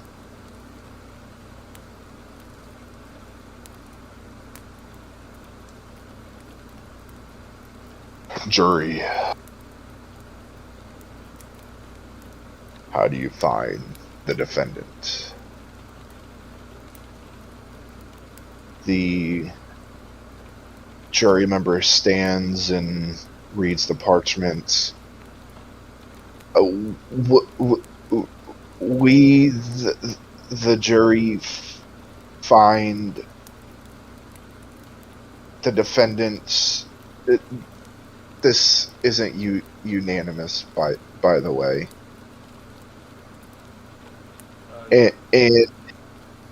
In a count of 5 to 6, we run, or we find the defendant guilty. As you see 5 of the jurors drop their heads, and you assume that those are the 5 that said not guilty. Most of them being the Yuan-Ti or the Tabaxi, the races that were the ones that felt for you. Mm-hmm. Willow starts crying. She figures they probably have a way out, but she doesn't want to lose anyone else. Holding Charlie and keeping Charlie close and Charlie face void of Charlie yells out to Bikira, remember when you feel scared right before things are about to fall, pluck from the flower and it will be okay. Belva stands and addresses the magistrate. Your Honor, motion to set aside the verdict. Denied. The verdict is set. Your Honor, the verdict wasn't even unanimous. It was majority. Belva, who's used to seeing the Catholic courts, happened to be unanimous. The hanging will commence at midnight. Please escort the defendant to the chambers and prepare her for hanging. Court is dismissed, and Bikira's led out. I will say, for sake of brevity, time passes, and Bikira is then led back to the courtyard. There's a galley there in the courtyard, and Bikira, you were, gallow. That you are led up onto it. Can we say that Van took Charlie back to the Raven's Nest so Charlie doesn't have to see this? If you would like. Yeah. Kid don't need to I mean, unless killing. if Charlie objects, then he needs to be there. I mean, Charlie would probably object to leaving. Athion's like, no, you don't need to see any more trauma. Yeah, I mean, Willow probably wouldn't want to see it either, so she can have doing something else. Charlie's like, I saw you kill your sister. I think I can handle this. Yes, I understand Ouch. that, but I can't handle this. No. I'm saying no. Let Charlie stay, because Bikira's gonna look at Charlie and probably have that flower in her hands and pluck the petal just because she sees Charlie. Listen, you're gonna let me stay, or I'm gonna tell everybody you killed your own sister. You kind of already did in court, you Wow. I like this kid more and more. You're gonna let me stay. Love this kid. This kid's a perfect Raven. Are you hungry? Let me at least get you food before we see this. Atheon just kind of like hands the child to Van and like, you deal with this little shit, and walks away. So a whole crowd is up there, and Bikira is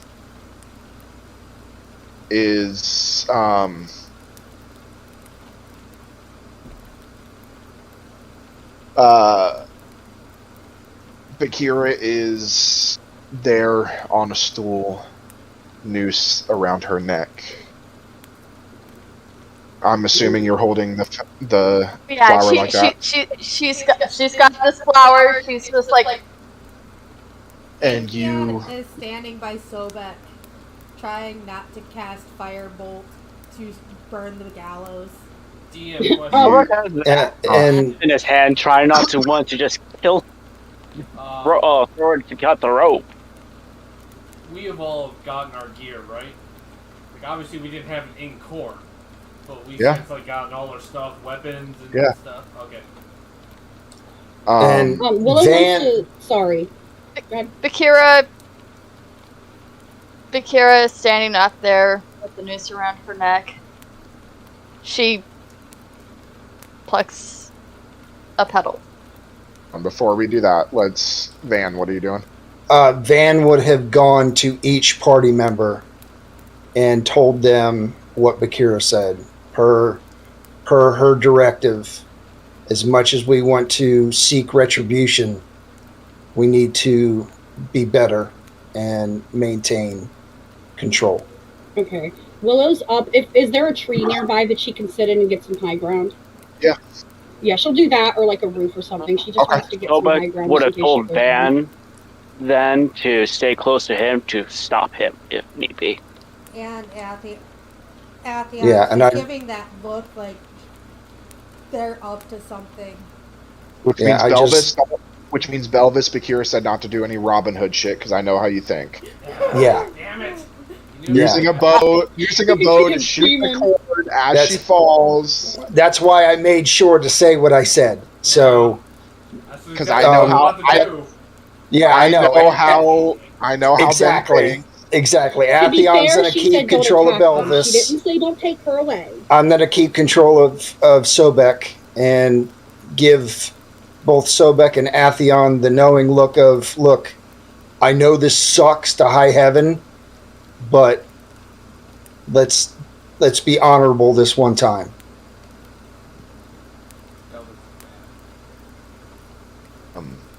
And then I'll turn and just stare at Bikira. So, Bikira,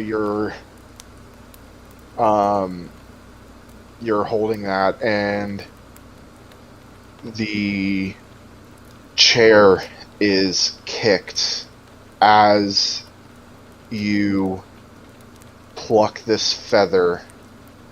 Pedal. DM? Pedal. Pedal. Yes. Pedal. Yes, Korth. Can I cast Major Image on Bikira? Yes, you can. So as Bikira begins to fall, you pluck the pedal. The rest of the group, you see Korth step out from the side, cast Major Image, and to everybody, you see... you guys don't even know he's casting Major Image. You see him wave his hands as you see Bikira fall. Bikira, as you pluck this petal, the flower transforms over your body an entire metal suit, a full helmet, everything. As you fall onto the rope, the metal is so strong that it breaks the rope. You hit the ground. To everybody else, this Major Image is Bikira hanging. And openly crying at this point. Yeah, You- Willow probably screamed no really loud. He's like, I'm going to hang on real quick. In addition to that, going to cast. Hang on.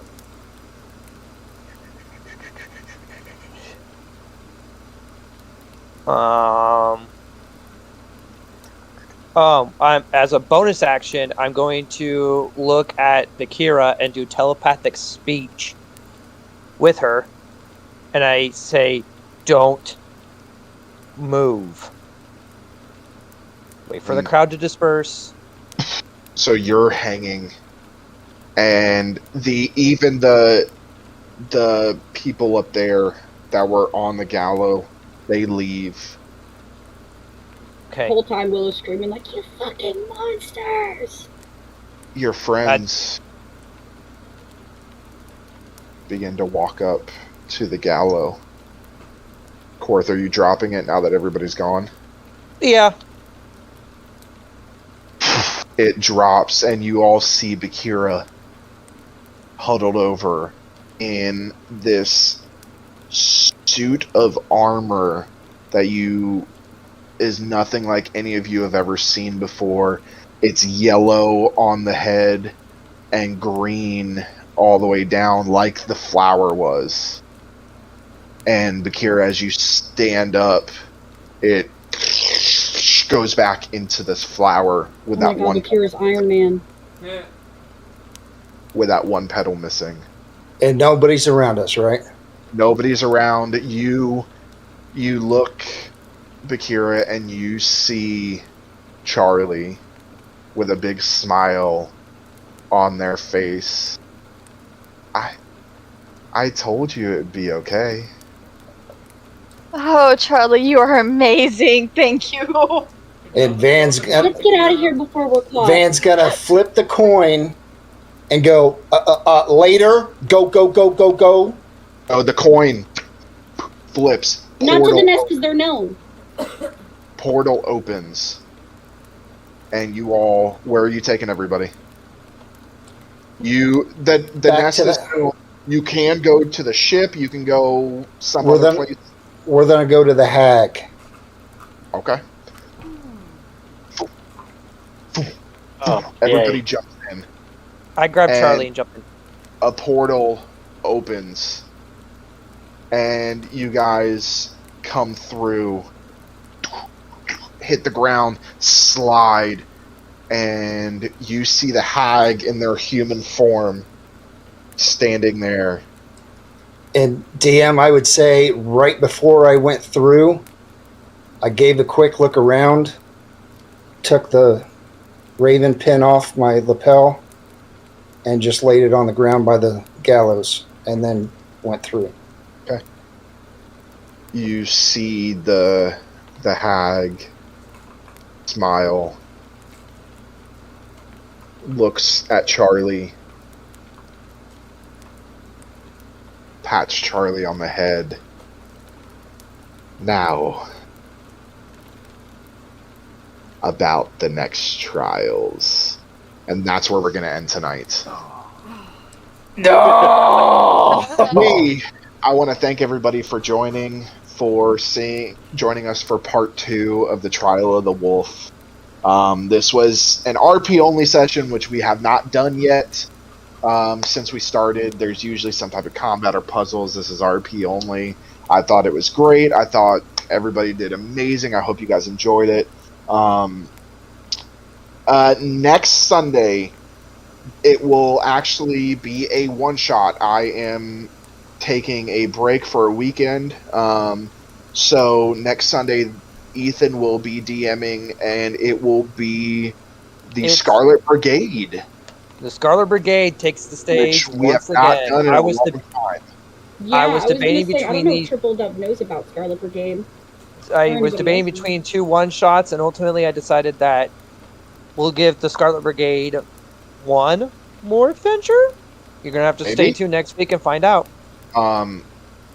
So tune in next week for Scarlet Brigade. Tune in on Wednesday, please. Join us on Wednesday for Behind the Curtain.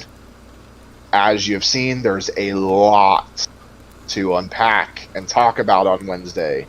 So please, that is Wednesday at 7, not 6. So please join us Wednesday at 7 right here on Twitch and YouTube. And please, again, check out our sponsors. Thank you to everybody for sponsoring. And all right, well, have a good night, everybody. Join us next week.